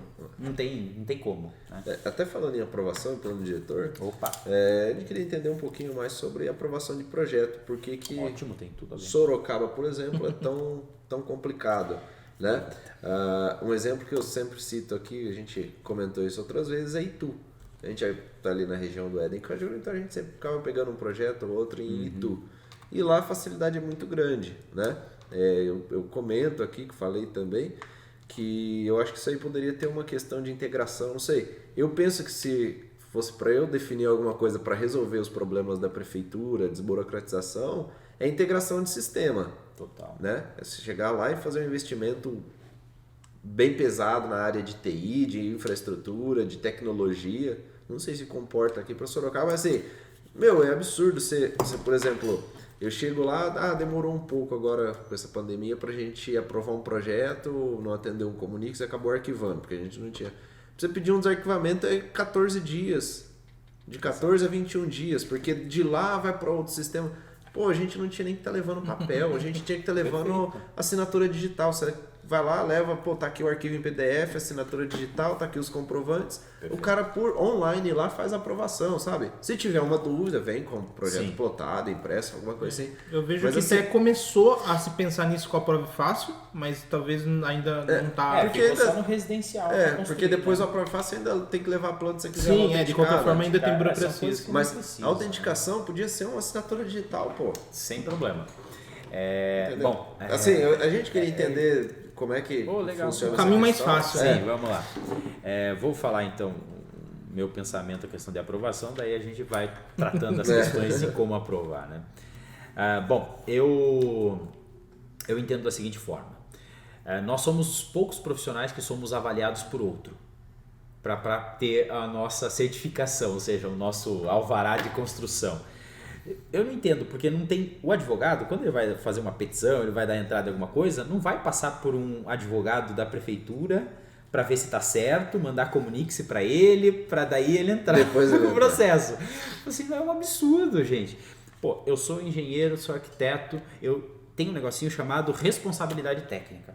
Quando eu assino aquilo... Se o negócio cair, se o negócio rachar, se der problemas na gestão, não atender norma, o meu cliente não seguir aquilo que está no projeto e eu não dar baixa na minha responsabilidade técnica, eu sou responsável. Resumindo, se der pau, é você. Eu sou responsável. Então é simples, por que eu preciso que a prefeitura avalie algo que já está sendo emitido uma responsabilidade técnica? Não, eu pego muito mais os servidores que ficam avaliando o projeto, eles serão fiscais. Fiscaliza se o que ele está colocando ali que está responsável. Você entra lá no sistema digital, pega a prancha, anexo o documento de propriedade, PTU, etc., memorial descritivo, anexei, ótimo, vai para o sistema. Automaticamente, alvará liberado, sai na hora, alvará, não precisa nem aprovar, alvará. Seria o mesmo processo que emitir uma RT, uma responsabilidade técnica. Aqui ó, alvará. Tá aqui RT, projeto, tá tudo certinho. Não tem problema, alvará, pode construir, na hora, aí sai na hora, cadastrou, alvará. Aí o que vai acontecer? O seu projeto vai lá para um engenheiro, para um arquiteto, para um fiscal de obras, ele vai ficar com aquele projeto, ele vai ficar rodando a cidade. Ele vai listar lá, tem isso, bairro tal essa semana, bairro tal essa semana. Vamos passar lá na obra do Rafael. Deixa eu ver aqui como que tá as estacas, como que ele já abriu aqui. Opa, mas essa parede aqui não tá. Por que ele tá abrindo? Por que ele tá fazendo esse baldrame aqui? O que tá acontecendo olha aqui? No macro, né? Por que ele tá fazendo esse baldrame aqui? Comunica lá o engenheiro para ele responder o que ele tá fazendo lá. E outra, tá com o número do alvará, tá em dia, bate ali num tablet ali, tranquilo, puxa ver se não foi dado baixa, muito se mais não foi rápido, muito mais rápido. É uma questão até que o Rodinei comentou aqui, foi as etapas de fiscalização, do flag, né? lá, né? Do certificado. O que acontece? Você não passa, você não começa a subir parede enquanto eles não veem se a Eles têm as etapas nos Estados Unidos. É a fiscalização. Que você faz o quê? A fundação, vai alguém fiscalizar e libera. Sim. Aí vai para a próxima etapa, elétrica, hidráulica, tudo igual. Mas tem essas etapas. E é incrível, nos Estados Unidos, se você emitir uma responsabilidade técnica e você não atender os quesitos de desempenho, você corre o risco de perder a sua carteira profissional. É rock and roll. E tem que ser assim. Aqui ainda eu acho que tem. Mas você acha que isso daí não é muito do querer do profissional? Porque eu acho que é muito mais cômodo o arquiteto, o engenheiro, querer ser avaliado, principalmente os iniciantes, porque daí, por exemplo, se eu não atender norma, alguém vai me falar o que eu não tô atendendo. O brasileiro é complicado, eu acho. Isso entra numa questão de consultoria. Fornecimento de consultoria. Exato. Em São Paulo isso é comum, eu não sei fazer, vou achar algum especialista nessa área. Não em Sorocaba, o cara é aquele assim, não, se eu for lá, o cara vai pegar meu serviço. Não, eu conheço muitos arquitetos e engenheiros que não gostam da burocracia de prefeitura. Mas o que ele faz? Eu não entro com um projeto que eu odeio. Então, mas o que ele faz? Ele pega, ele se sente no dever dele ter lá, fazer e entregar logo. Que se tivesse essa consultoria seria muito mais eficiente. O cara, eu tô preocupado em construção. Você consegue aqui, me ajudar a fazer o orçamento, já vai pagar. Ou dentro da própria equipe tem um cara só que gosta de burocracia. Perfeito.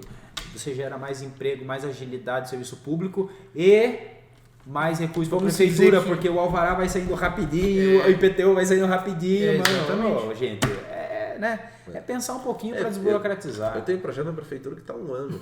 Eu já tive um de 3. Então assim, você fala, é absurdo, cara, é absurdo. O cara desiste. Se for um cara que vai falar assim, vou aprovar um projeto para investir, para colocar mão de obra, para colocar coisa, ele fala lá o quê? 1 ano, 6 meses. Desanimador. Não, eu vou para Itu que aprova em um mês. É desanimador. Porque se o cara faz incentivo para construção. Porque se o cara faz comércio, ele fala assim, vou fazer um comércio para alugar. Comércio é assim, o que a gente estava comentando. Enquanto você não está construindo, enquanto não está pronto, você está perdendo dinheiro. É dinheiro que você está perdendo, está deixando de entrar. A gente tem experiência, eu pelo menos tive algumas experiências recentes com steel frame. Sim. E o pessoal acabou optando por esse modelo de construção pela agilidade.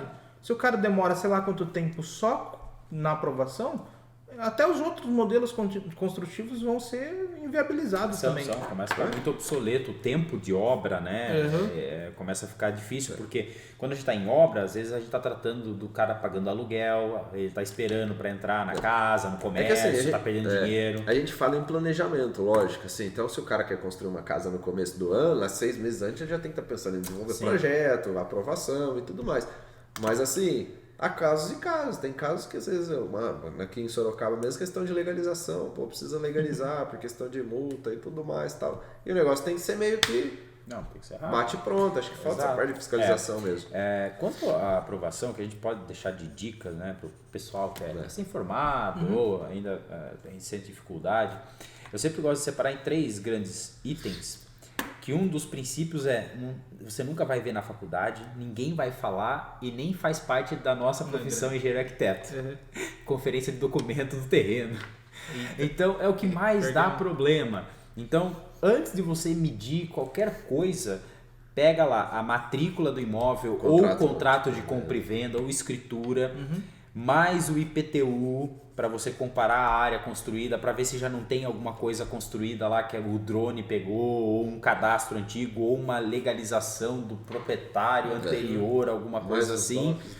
Então, esses daqui e mais os documentos pessoais, sabendo que isso aqui é mais uma questão para ter tudo certinho, né, um dossiê.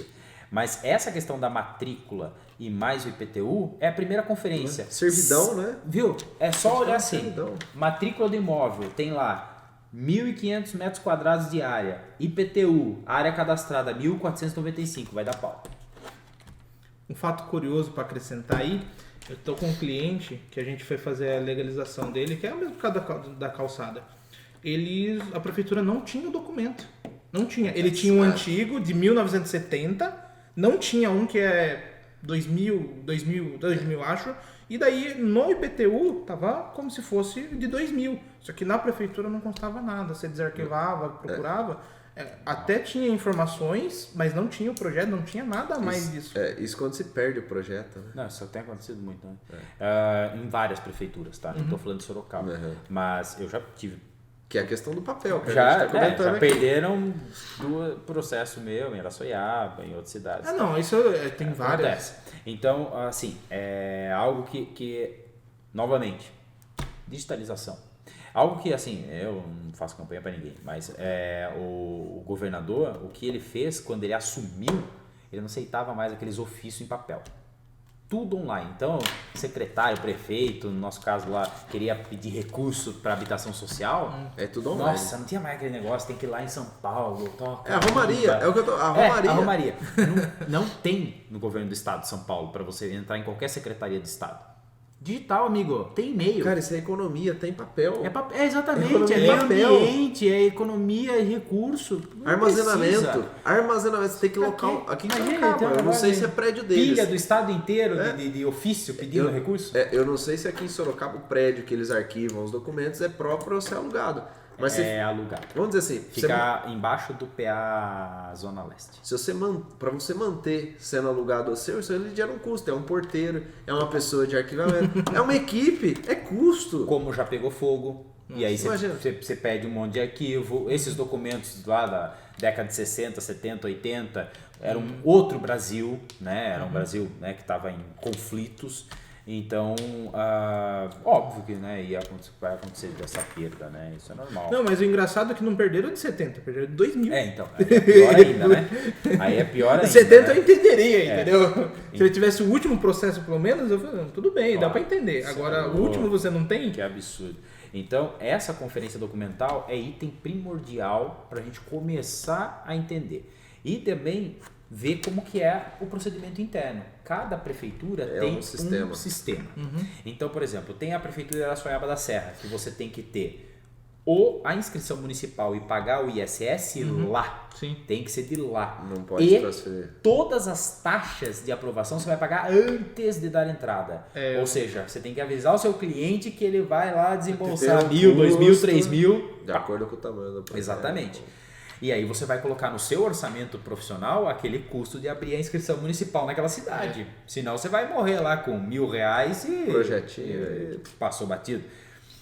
Em compensação, por exemplo, Itu, São Paulo, Salto de Pirapora aceita a inscrição municipal de outras cidades. Porque ele entende que você já está pagando a inscrição no seu município. Exatamente. E tem algumas que não precisa, como o Votorantim, você não precisa de inscrição municipal. Eles fazem direto o cálculo, você protocola o projeto, aí eles vão calcular e no outro dia ele vai para o cliente pagar, junto com as taxas de aprovação e tudo mais, já vai tudo junto. Então, tem que investigar esses procedimentos. E eu sempre gosto assim, investiga o procedimento interno.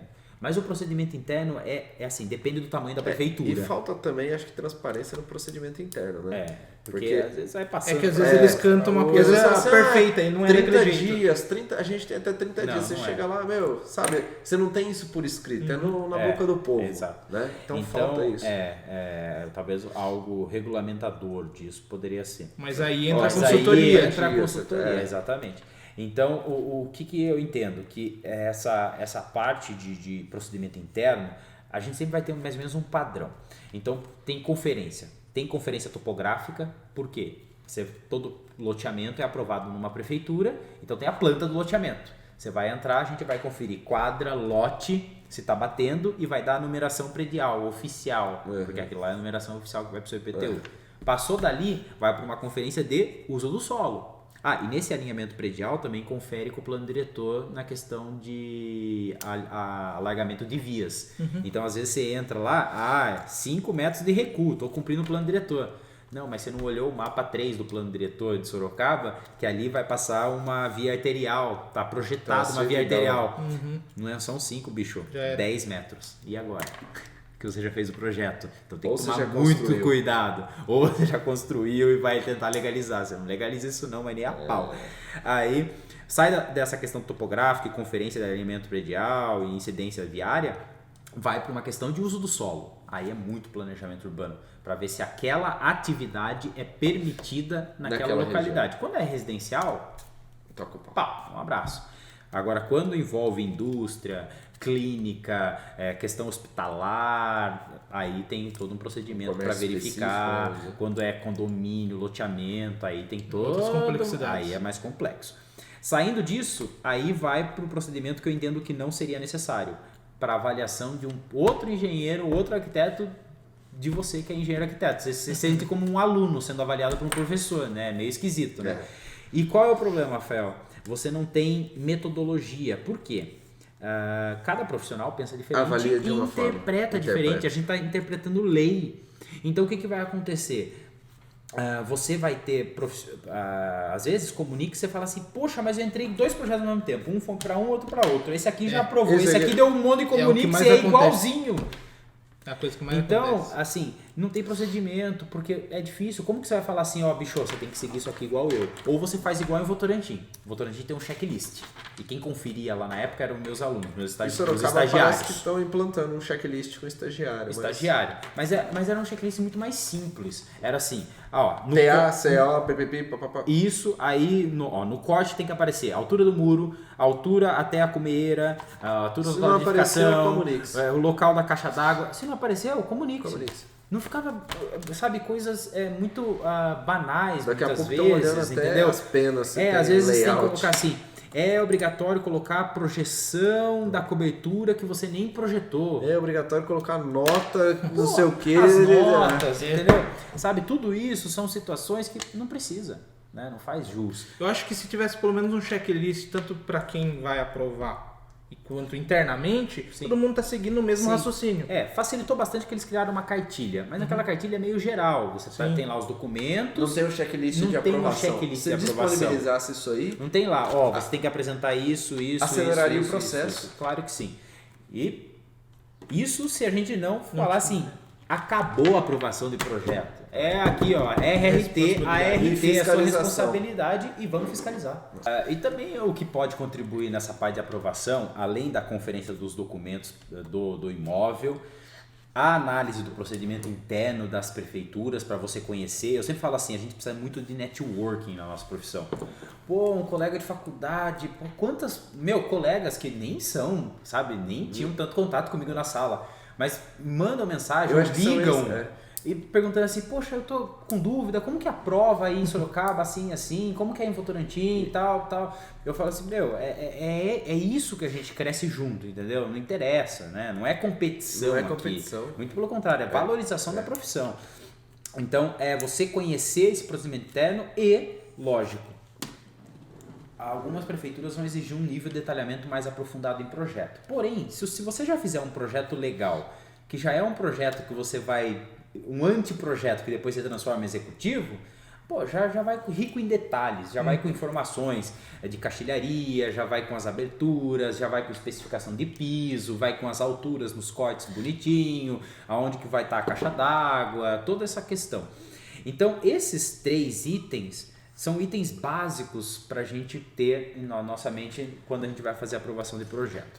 Aí eu vou só dar dica pro pessoal, porque assim, é na prática. Não, você vai aprendendo só na prática. Então, são mais de 12 anos já aprovando aprende errando, as coisas. Você vai aprendendo errando e tomando comunique e toma até hoje. E é normal isso, porque cada procedimento, cada Antigamente o pessoal procedimento. via o Comunix como um profissional talvez não tão eficiente, mas não, Exato. Talvez mediano. porque Isso. como tem várias interpretações, Claro. né? Então não tem como mensurar. Até mesmo por isso, né, que a gente vai logo falar da questão acadêmica, né, educacional, eu fiz uma parceria com uma arquiteta e fiz uma parceria com uma outra ex-aluna que também tem um local de curso. Então, a gente criou duas ferramentas para ajudar os profissionais. Uma ferramenta que é o serviço de curso. Então, se você quiser aprender, né, eu montei um curso assim que dá, acho que 20 horas, 20 e poucas horas, e tudo online, e eu mando um monte de material. Então você tem lá desde exemplo de memorial, exemplo de pranchas, exemplo de legalização, de regularização, unificação de lotes, aprovação de apenas de uma ampliação ou uma aprovação do zero em condomínio, né? Então tudo isso e junto com uma explicação. Por quê? O que mais dá problema não é propriamente o projeto, o que está antes. São os documentos que eu tenho que avaliar, é a conversa com o cliente. Às vezes o cliente ele nem sabe que existe um negócio chamado levantamento planealtimétrico. Ele nem entende. Ele nem sabe o que é. Aí você fala assim, a topografia. Não, mas é plano aqui. É plano, né? Então, essas questões, além da questão da burocracia de prefeitura, saber como agir, os impostos que a gente tem que pagar, a gente estruturou. Então, eu fiz um curso junto com a LGA Cursos Arquitetura, que ela trata exatamente sobre aprovação de projeto. E, comentando o que o Rafael disse, estamos oferecendo um serviço de assessoramento. Então, dentro da construtora do meu irmão, né, a Start Construções, a gente criou um departamento de assessoramento aos profissionais. Porque dentro da construtora dele, ele tem muita parceria com arquitetos. Então, ele não faz projeto, porque ele não entra, ele quer parceria com os arquitetos. E aí, para fazer a parceria, a gente oferece também serviço de assessoramento para aprovação do projeto em prefeitura. Que legal. Pode ser online e tudo mais. Eu tenho uma parceria com uma ex-orientanda minha que é arquiteta, que ela me auxilia nisso. E assim, é algo que os arquitetos, agora nos seus orçamentos, eles já têm que considerar isso. Sim. Já considera, porque você já vai lá, às vezes considerar no seu orçamento 200, 300, 500 reais a mais, dependendo, para fazer uma consultoria rápida, online, de 3, 4 horas, é muito melhor do que você depois pegar um Comunix 15 dias. Demora aí até responder atender, mais 30 dias. Achar o cliente aí, para assinar. Cidades que não aceitam colagem. Sorocaba ainda, dependendo, aceita colagem. Mas tem cidade que não tem colagem. Araçoiaba, Boituva, não tem colagem, amigo. Isso aí tem que plotar tudo de novo e ir até o cliente e falar assim, olha, tinha um negocinho errado. E pra você explicar isso. E na terceira vez, na quarta vez. Eu investi numa plotadora só por causa disso. Dependendo, é bom você ter o cliente até uma procuração pra você assinar por ele. Você vai lá, já resolve na prefeitura o que tiver que resolver. Isso é algo que eu falo no curso. Como que, às vezes, a gente, para não ficar pedindo pro cliente assinar tantas coisas, a gente faz uma procuração, reconhece a firma em cartório e pronto. Você responde por aquele projeto para o seu cliente, sem problema nenhum. A gente, assim, Melhor coisa. Eu penso em alguma coisa do tipo, mas o que acontece? Hoje, muitos arquitetos, às vezes, têm medo de projetar, ou de recém-formados, ou de saber se dá para fazer, não dá para fazer. Então a gente também tem uma parceria assim, não na parte de projeto, de aprovação de projeto, mas sim na parte de projetar. Pô, é executável isso aqui? Então você pega assim, pô, às vezes liga, a gente vai orçar, reforma alguma coisa assim. A mesma coisa, pô, daria para fazer alguma coisa assim, um balanço? Pô, dá para fazer. Nada é impossível, né? Claro. Vai depender da disponibilidade financeira do cliente. Mas assim, é viável. Então assim, eu acho que é uma coisa legal que tava faltando isso aí. Eu não sabia dessa parte do projeto, se vocês estavam fazendo essa assessoria. Estamos começando. A pandemia atrapalhou um pouquinho o plano, mas vai dar certo. Desenvolveu o lado online, pelo menos. A gente está começando com o lado online primeiro. Essa parte de obras, por exemplo, pô, vou fazer um projeto de interiores, vou fazer uma coisa assim, pô, é executável isso, fica caro. Assim. Às vezes a pessoa não tem esse know-how. Às vezes ela vou colocar um piso de mármore. Pô, mármore fica caro, é assim. Pô, tem esse porcelanato assim que, pô, é legal. Porque assim, ninguém é especialista em nada, né? Assim, em tudo, na verdade. E às vezes falta aquela dica ali, que é o que você falou, pô, o networking. Às vezes aquele cara que você nunca conversou, às vezes é o que você mais pede ajuda. Tem muita gente que não conversava na faculdade e hoje liga, pô, você já provou um projeto assim? Você já construiu? Como é que você nunca provou?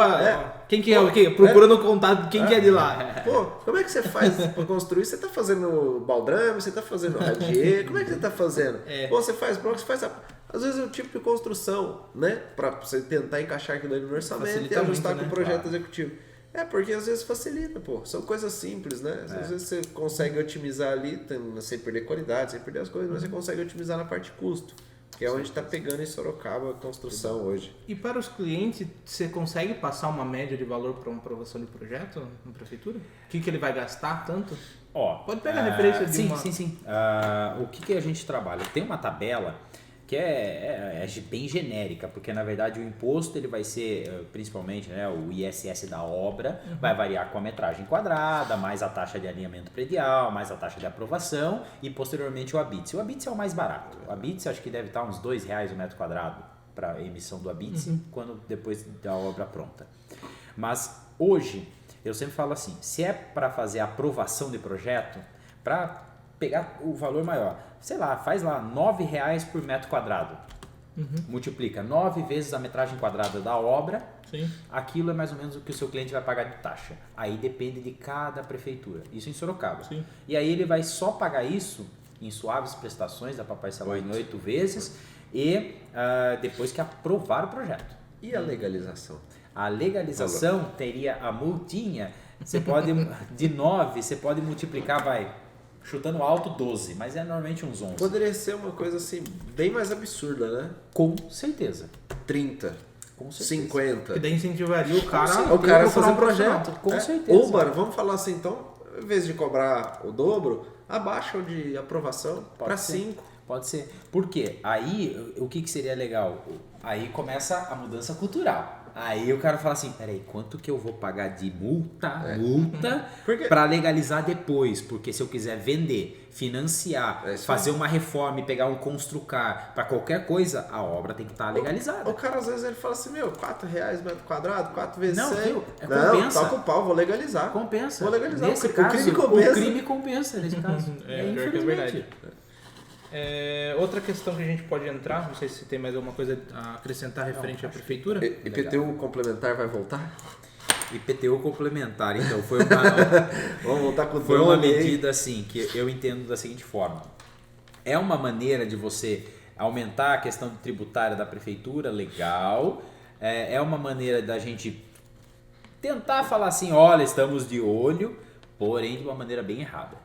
Você deveria primeiro ter comunicado todo mundo e falado assim, pessoal, a gente vai fazer uma medição e tudo mais, vamos dar 6 meses para vocês procurarem arquitetos, engenheiros para legalizarem suas obras. Quem não legalizar vai tomar multa, porque na verdade o pessoal acha que é multa aquilo, não é multa. É adicional. É um adicional daquela construção que não está legalizada. E você pode fazer o seguinte, né? Esse ano ou esses 6 meses ainda vai ter um incentivo. Ano que vem vai aumentar o valor, gradativamente, até ser legalizado, porque você força o cara. Então, primeiro ano 500, segundo ano 1.000. Como o drone pegou imagens de altíssima resolução e deu, né, esse aumento do IPTU em boa parte do pessoal. Até dentro de condomínio, né?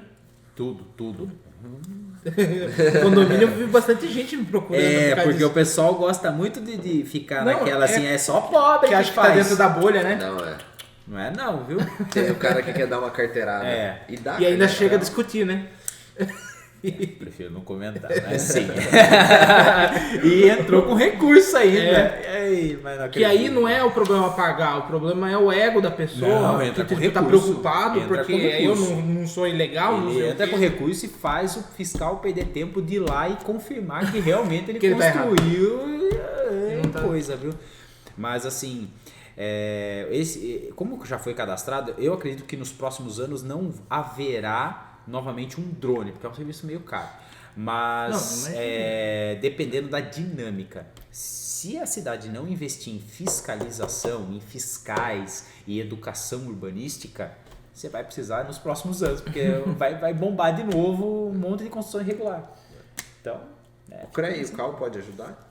O CREA e CAL faz fiscalização mais nossa, né? Do profissional. Se a gente não tiver placa na obra, não tiver com o tapume, a gente pode tomar... Mas é muito... Também são poucos fiscais, né? Então é muito mais por denúncia, né? E é caro. Dói. Eu tô na briga, eu vou brigar. Dói bastante. Você gosta de uma briga, né? Eu gosto. Bom, então aí acho que a gente pode entrar na questão do ensino, né? Não sei se você, por fazer parte dela, né, como professor, pode abordar muita coisa. Primeira coisa, o que você acha da formação atual, né? Como dos profissionais que estão saindo da faculdade hoje? Tá, legal. Acho que o principal, né, motivo, tem gente que reclama, tem gente que elogia, acho que depende da instituição, enfim. Sim, depende do isso num amplo, né? Se de repente avaliar contatos com faculdades privadas, enfim, isso vai. Eu comento até fazer uma ressalva aqui, que foi uma coisa que o Rodney comentou aqui também, que antigamente o pessoal pensava mais na elaboração, na concepção, sociologia e tudo mais. Hoje está um negócio mais humanizado e hoje está aquele negócio mais automático, né? Aprovação, software e tudo mais. Sim. E é uma coisa que a gente queria entender também na parte de educação. Bom, eu vou falar de maneira geral e depois eu posso comentar o nosso caso da universidade, que é o que eu vivo, né? E assim, o ensino da arquitetura, como teve um boom de IES, né, instituições de ensino superior, principalmente 2009, 10, 11, acabou gerando vários cursos, com uma deficiência, né, e etc. E acabou gerando alguns profissionais que muitas vezes não têm repertório para atuar. E dentro, por quê? Porque acaba tendo uma grade ou uma estruturação de curso que ela não é revista conforme o mercado, não é revista conforme o panorama econômico, é sempre meio travadão, é sempre a mesma coisa e tudo mais. Então isso acaba dificultando bastante essa formação. Mas eu entendo assim, eu vou pegar o cenário nosso da Universidade de Sorocaba lá. A gente está sempre em conversa e sempre em transformação do nosso curso, isso é fantástico, a gente sempre tenta rever muitas coisas para atender algumas demandas, principalmente da região metropolitana, do estado, do mercado, para até mesmo para fazer mais empregabilidade dos nossos alunos. Então o que a gente faz? Eu assim, sem sombra de dúvidas, o ensino que a gente tem é de extrema qualidade, porque a gente pega desde a parte social, conhecimento ambiental, conhecimento técnico, criativo e burocrático. O burocrático, eu entendo que é esse que a gente está discutindo aqui, né, de aprovação, etc. Acho que nenhuma universidade pega para valer, porque é muito complexo você falar assim, pessoal, vamos aprender a aprovar projeto em prefeitura, ou vamos aprender isso, vamos aprender aquilo. É raro, você só vai dar umas pinceladas muitas vezes. Você vai aprender o quê? Plano diretor, código de obras, estatuto da cidade, para você, a hora que você lê o plano diretor da cidade, você fala assim, nossa, mas o que é taxa de ocupação, né? Então, né? Básico. Então, eu entendo que nós temos muitas universidades muito boas e cada uma com perfil, né? Essa é a diferença, né? Que você vai poder analisar a grade e verificar qual é o perfil do aluno. E eu entendo que assim, que a gente está formando muita gente boa, assim, cara, é incrível. Esse ano foi um ano assim, que apesar de tudo que aconteceu, eu indiquei aproximadamente uns 18 estágios.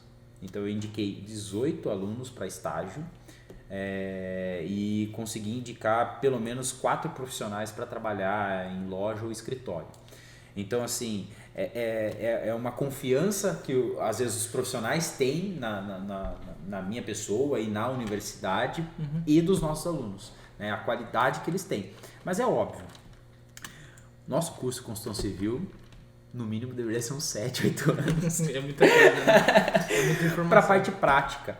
Porque assim, a gente percebe que quem faz estágio em obra, nossa, é outra situação. A experiência de você ver a linguagem do pedreiro, você vê o problema na obra e ver como lidar com a situação aquilo, também, né? atrasou o material, o cliente já está em cima do seu avaliador lá, né? Do cara que está te entregando, o gerenciador e tal. Meu, isso é coisa que vai te engrandecendo cada vez mais. E dentro de um escritório, mais a questão de projeto, você vai ver muitas coisas, melhorar sua parte gráfica, layout. Se o avaliador, seu arquiteto, o engenheiro permitir que você tenha contatos com os clientes junto com ele, numa mesa de discussão, melhor ainda. Então você vai aprendendo muito dessas discussões e você cresce, né? Então, o que a gente ensina na universidade é 10%. O resto, meu filho, você vai buscar fora com cursos, complementaridade, é curso de tudo. Eu sempre falo assim, a gente estava discutindo sobre precificação, né? Como que eu vou precificar? Peraí, eu tenho que saber qual software eu sou bom e eu vou me tornar rápido naquilo, porque daí eu consigo colocar meu custo por hora de trabalho muito mais rápido. Então, por exemplo, assim, eu não preciso extrapolar no custo, o que eu poderia cobrar 5, devido ao meu tempo, eu consigo cobrar 4, 3,5, porque eu faço muito rápido. E lucro, a diferença é por 5. E exatamente, é muito rápido. E aí eu consigo pegar mais. Melhor. aí eu consigo pegar mais e melhor, né? Então, o que acontece? É importante esse aprendizado correr por fora de software, correr por fora de cursos complementares, você depois de formado buscar uma especialização, você focar em alguma coisa para você ser ótimo em algo, para você ser o diferencial. Aí, toda vez que alguém fala assim, o bombeiro, tal pessoa faz bombeiro. Estrutural, tal engenheiro faz estrutural. Instalações elétricas, tal pessoa faz instalações. Então você tem que sempre aparecer, você tem que ser o cara. E como você faz isso? Networking. Networking. Então não adianta você se formar, você ficar na redoma. Você tem que ir lá nos coquetéis. Eu era muito contra isso, mas tem que ir lá nos coquetéis. Você tem que fazer trocar a broderagem com o pessoal. Você tem que ir lá, não sei o que. Ô, Rafael, cara, agora eu tô trabalhando com serviço de assessoramento, de aprovação. Ó, se você quiser, ou se conhecer o pessoal aí, é só indicar. Rafael, puta, tô com um problema na prefeitura. Cara, o Thiago faz lá o assessoramento, cara, liga pra ele. Troca de informação. É assim. Posso adicionar aí que eu, há uns 3 anos, em 2017, eu fiz um curso na Escola da Cidade de São Paulo. Fantástico. E dentro desse curso a gente visitava várias obras com o arquiteto, o engenheiro que executava. A gente foi em estação de metrô, a gente foi em obras simples como se fosse como vamos dizer assim, um local de ginástica, de esporte, prática, um tatame e tudo mais. E são coisas que eu nunca imaginei na vida. Por exemplo, fomos no Parque da Juventude e eu já fui lá sem ter esse lado técnico. Sim. Só que lá com o lado técnico a gente começou a perceber coisas, eu pelo menos percebi coisas que sozinho eu não tinha percebido. Perfeito. Então essa troca de informação, até o Alex Duque esteve aqui, ele esteve junto comigo lá, eu percebi que meu desenho melhorou muito, né? Porque lá eles apresentam muito o lado técnico, a visão de arquitetura muda um pouquinho, modifica. Sim. A gente tem que saber abranger o que cabe dentro do nosso perfil, do cliente e tudo mais. Mas melhora muito a visão no sentido, isso daqui dá para fazer. Isso se chama repertório, eu sempre falo para os alunos, repertório. Gente, não venham aqui para a sala de aula achar que vocês vão entrar às 19 e sair às 22h40, fechei o caderno, vou para outra vida. Não. Você vai lá, você vai baixar artigo. Eu sempre brincava, acho que nem existe mais a página. Eu brincava assim: você pode curtir a Gina Indelicada, não tem problema nenhum. Só que você tem que curtir ArcDaily Brasil, tem que estar lá na página do CAL, do CREA, você tem que ir lá. Arquitetura da Depressão. Você tem que trazer isso pra sua vida, né? Paulo Mendes do Arrocha. Curte tudo, não tem problema, entendeu? O Caos Planejado, que é uma página fantástica de um pessoal lá do Rio Grande do Sul, eu adoro. Então, assim, você vai ter que buscar documentário, você vai ter que ler coisas a mais, artigos científicos que são atuais, né, para você se reciclar sempre e, óbvio, prática. Eu comentei com o Rafael, depois de veinho, eu estou fazendo uma outra pós. Aí eu estou fazendo pós em neuroarquitetura, para entender essa questão neural, cerebral na nossa influência do espaço, né, até para melhorar um pouquinho as minhas aulas específicas disso. E, assim, é muito claro, o cérebro aprende quando a gente pratica. E a gente sempre tem que ensinar o nosso cérebro, porque ele é preguiçoso. É porque o cérebro, pelo que eu vejo, ele entende o que é útil pra gente, né? Então se a gente não pratica... Matou a pau. O cérebro é preguiçoso. Então ele vai encurtar o caminho sempre. Se você não faz, se você não estimula ele, ele vai rompendo as sinapses neurais. Aí, meu filho, você não consegue desenvolver mesmo. Aí você fica naquela que, eu não consigo cliente, eu não consigo me progredir, eu não consigo estudar isso. Opa, você está gerando um bloqueio aqui. Por quê? Vamos descobrir aí aonde que a gente consegue estimular o seu cérebro. Qual é o estímulo que você tem que ter. Eu não consigo fazer, mas consegue fazer uma maquete? Então vamos estudar pela maquete. Eu não consigo fazer prova alternativa. Você consegue fazer dissertação? Você consegue fazer algum esquema, algum organograma? É assim que a gente faz. Vou dar um exemplo também, muito que acontece, né? Tem uma escola de cursos, né? E a forma que a gente utiliza muito é assim, a gente ensina de um jeito que é padrão, vamos dizer assim. Ele não entendeu? A gente usa outro método. Por quê? De alguma maneira essa pessoa aprendeu na vida. Sim. Então, de qualquer forma, eu costumo dizer pro pessoal, não tem coisa que você não tem como aprender na vida. Tem software difícil? Tem. Tem software fácil? Tem. Só que a metodologia que é ensinada e tentar entender você é mais fácil de chegar no caminho. É isso. Então a gente faz dessa forma por causa disso. Agora, até vou aproveitar e falar aqui, a gente está, presencial pelo menos, esse vai ser o último ano da escola, online talvez, né, vamos ver como que vai funcionar. Por quê? Porque entra nesse quesito. Faz 6 anos que eu tenho escola, faz 6 anos que eu me dedico a isso.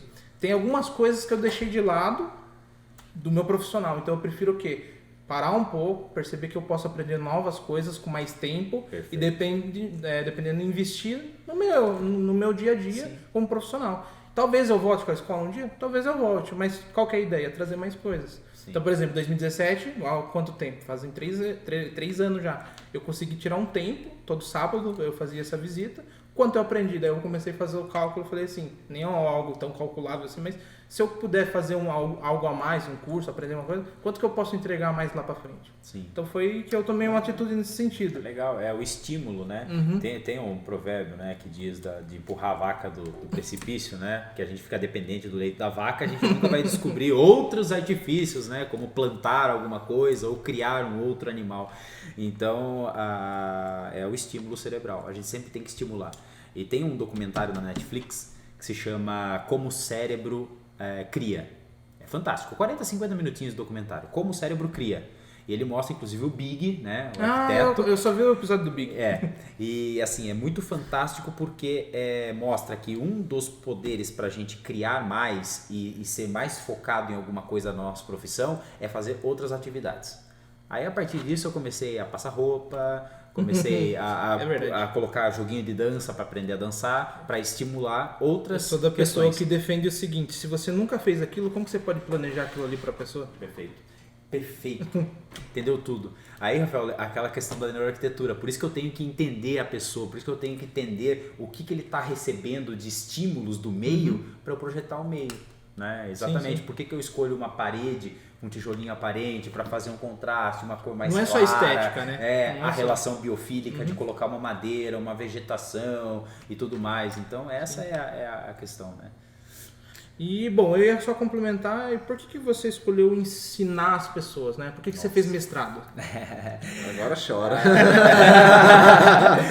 Não é pelo dinheiro, não mesmo.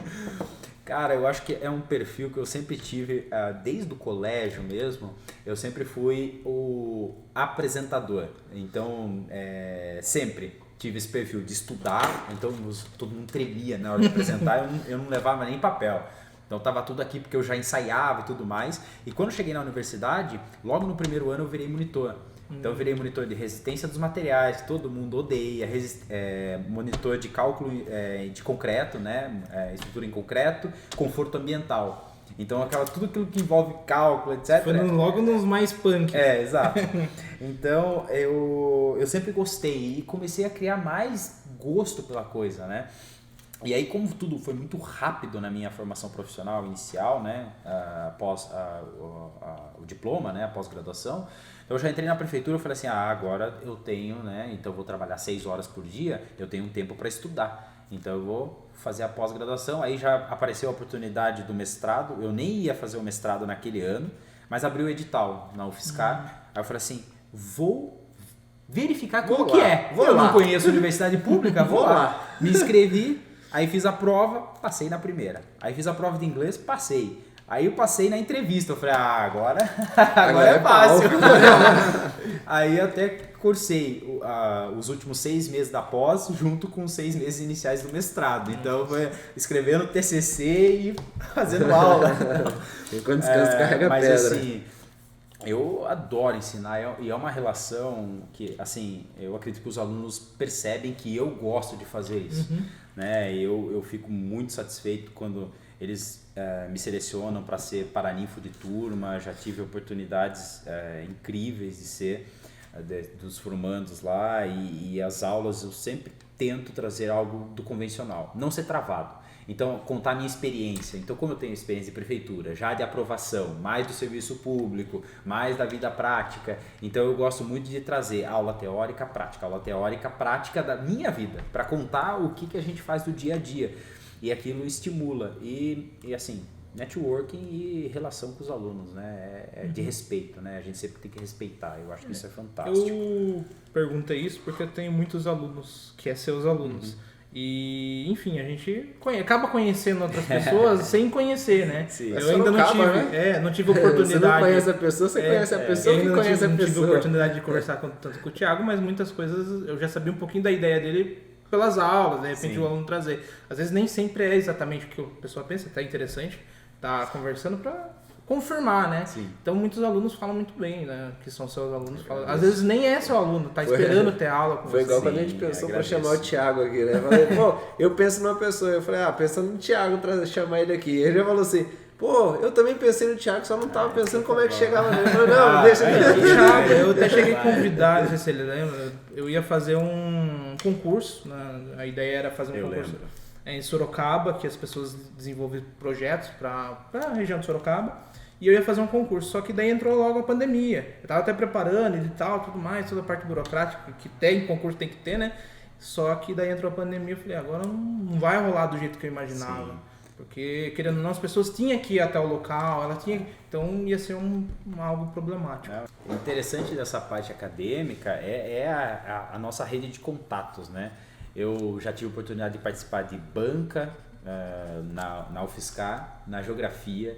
E recentemente recebi um convite espetacular, que é um aluno da Universidade Federal de Minas Gerais, lá em Belo Horizonte, e ele vai entrar no TFG agora e ele me convidou para ser co-orientador dele, porque ele vai trabalhar com a questão do espraiamento e condomínio e loteamento em Sorocaba e tal.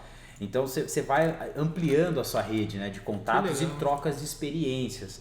Então eu assim, acho fantástico. E eu sempre falo assim, é incrível, você dá aula e sempre o aluno vem com algo novo, porque às vezes o aluno atua numa área que não é a sua, né? Como área de construção, área de interiores, materiais, orçamentação.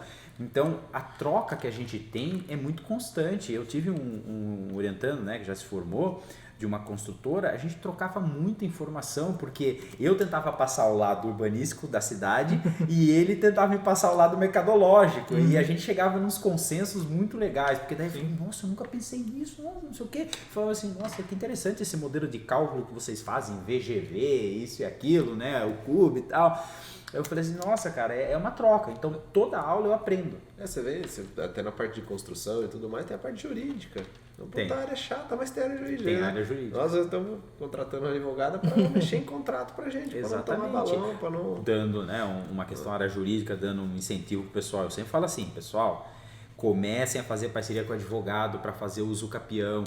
Tá chovendo projeto de uso capião, cara. Eu tive alguns alunos, acho que foram 3, que eles trabalham parceria, na verdade eles eram estagiários de um escritório de advocacia. Que legal. E esse escritório de advocacia estava muito bem, assim, no sentido que uso capião, enfim, ele pegava, por exemplo, o condomínio, que esses que entregavam tudo construído, tudo certinho, para ver lá, fazer o lado técnico, para entrar com o processo. Então, a questão que a gente estava falando, eu falei, vou pegar essa advogada para ver se a gente pode construir ou não, se tem algum furo em contrato de compra e venda, claro. Vamos dizer exatamente. Assim, no plano diretor, não sei, não lembro como é que chama da associação. O loteamento as fechado, normas, né? As normas do condomínio e tudo mais. Será que não tem um furo? Claro. Certeza que tem. O advogado é a interpretação, né? Exato. Bom, você tem alguma coisa para complementar? Algo que... Na verdade, não. Novamente agradecer o convite, assim, espetacular. E quando quiserem outras oportunidades, eu sei que a gente tem vários convidados aí, né? Em Sorocaba tem grandes profissionais em região. Mas, assim, parabéns pelo trabalho mesmo. Eu acho espetacular a gente poder divulgar o que a gente faz no dia a dia para sair do convencional. Sim. Eu sempre gosto de falar em aula, né? A gente desmitificar as lendas urbanas na construção civil. A gente tem muita lenda urbana, né? Que vem passando de pai para filho e acaba gerando a cidade que a gente tem, né? E a gente começou em loco justamente porque a gente acredita, principalmente a região aqui, tem muita falta de informação. Nossa. Ou muito profissional bom que não consegue passar isso para a população, para, enfim, até estudantes, futuros arquitetos, engenheiros. E a gente começou em loco com esse intuito. Mas não só da região, talvez a gente tente expandir no futuro aí, mas a gente começa pelo que a gente tem aqui, né? Que é muito bom e muita gente não tem esse conhecimento. A nossa região tem 2 milhões de habitantes. O bom é que o online não tem fronteiras, né? Então a gente está abrangendo aí, tô até conseguindo trazer um pessoal, assim, não é muito, mas é de software, e é um software que o rapaz trabalha na empresa lá na Holanda, tá bem encaminhado, então assim, talvez a gente quer trazer, por exemplo, um cara técnico que nem você, que tem muita gente que não tem esse conhecimento, você consegue passar. Então é uma troca de informação, é um acervo em vídeo, em áudio. Então a ideia do Inloco é isso. Quanto mais pessoas puder vir até aqui e passar o seu lado até crítico, né, das coisas. Todo mundo tem a sua opinião e fala sobre a área, fala sobre, de repente, outras áreas. Por exemplo, o Rodney falou sobre a visão dele sobre engenheiros, né, enfim. Não tem problema. A ideia nossa aqui é conversar, não é querer xingar ninguém, mas a ideia é que todo mundo expresse, expresse a sua opinião sobre o mercado. Eu não soltei nenhum, hein? Nossa, os alunos vão ver esse vídeo e vão falar assim, não era ele Tava ensaiado. Ele tava lendo lá. É muito político. Tá ensaiado. Não soltou nenhum. Mas é isso, a ideia do Inloco é trazer, agregar e, enfim, uma informação muito mesmo. Bom, e é legal, porque a gente falta podcasts de arquitetura, engenharia, que tragam essa visão e esse debate mais profissional, mais rápido. É uma conversa, né? Não é uma obrigação de eu ficar só perguntando e você só respondendo. Bate-papo. Logo vai ter cerveja aqui. Informações. A gente tá vendo a aceitação do público. Teve alguns que não aceitaram, falaram, quer uma cerveja? Vamos não, hoje eu não tô bebendo. Entendi. Não, mas a gente deixa aberto aqui para você vir mais vezes. Eu a gente sabe que você tem vários temas, por exemplo, só falar sobre mestrado, que eu acho que é uma coisa bem diferente. Docência, né? Docência. Bom. Enfim, tem muita coisa. Certo? Muito obrigado. Quer finalizar?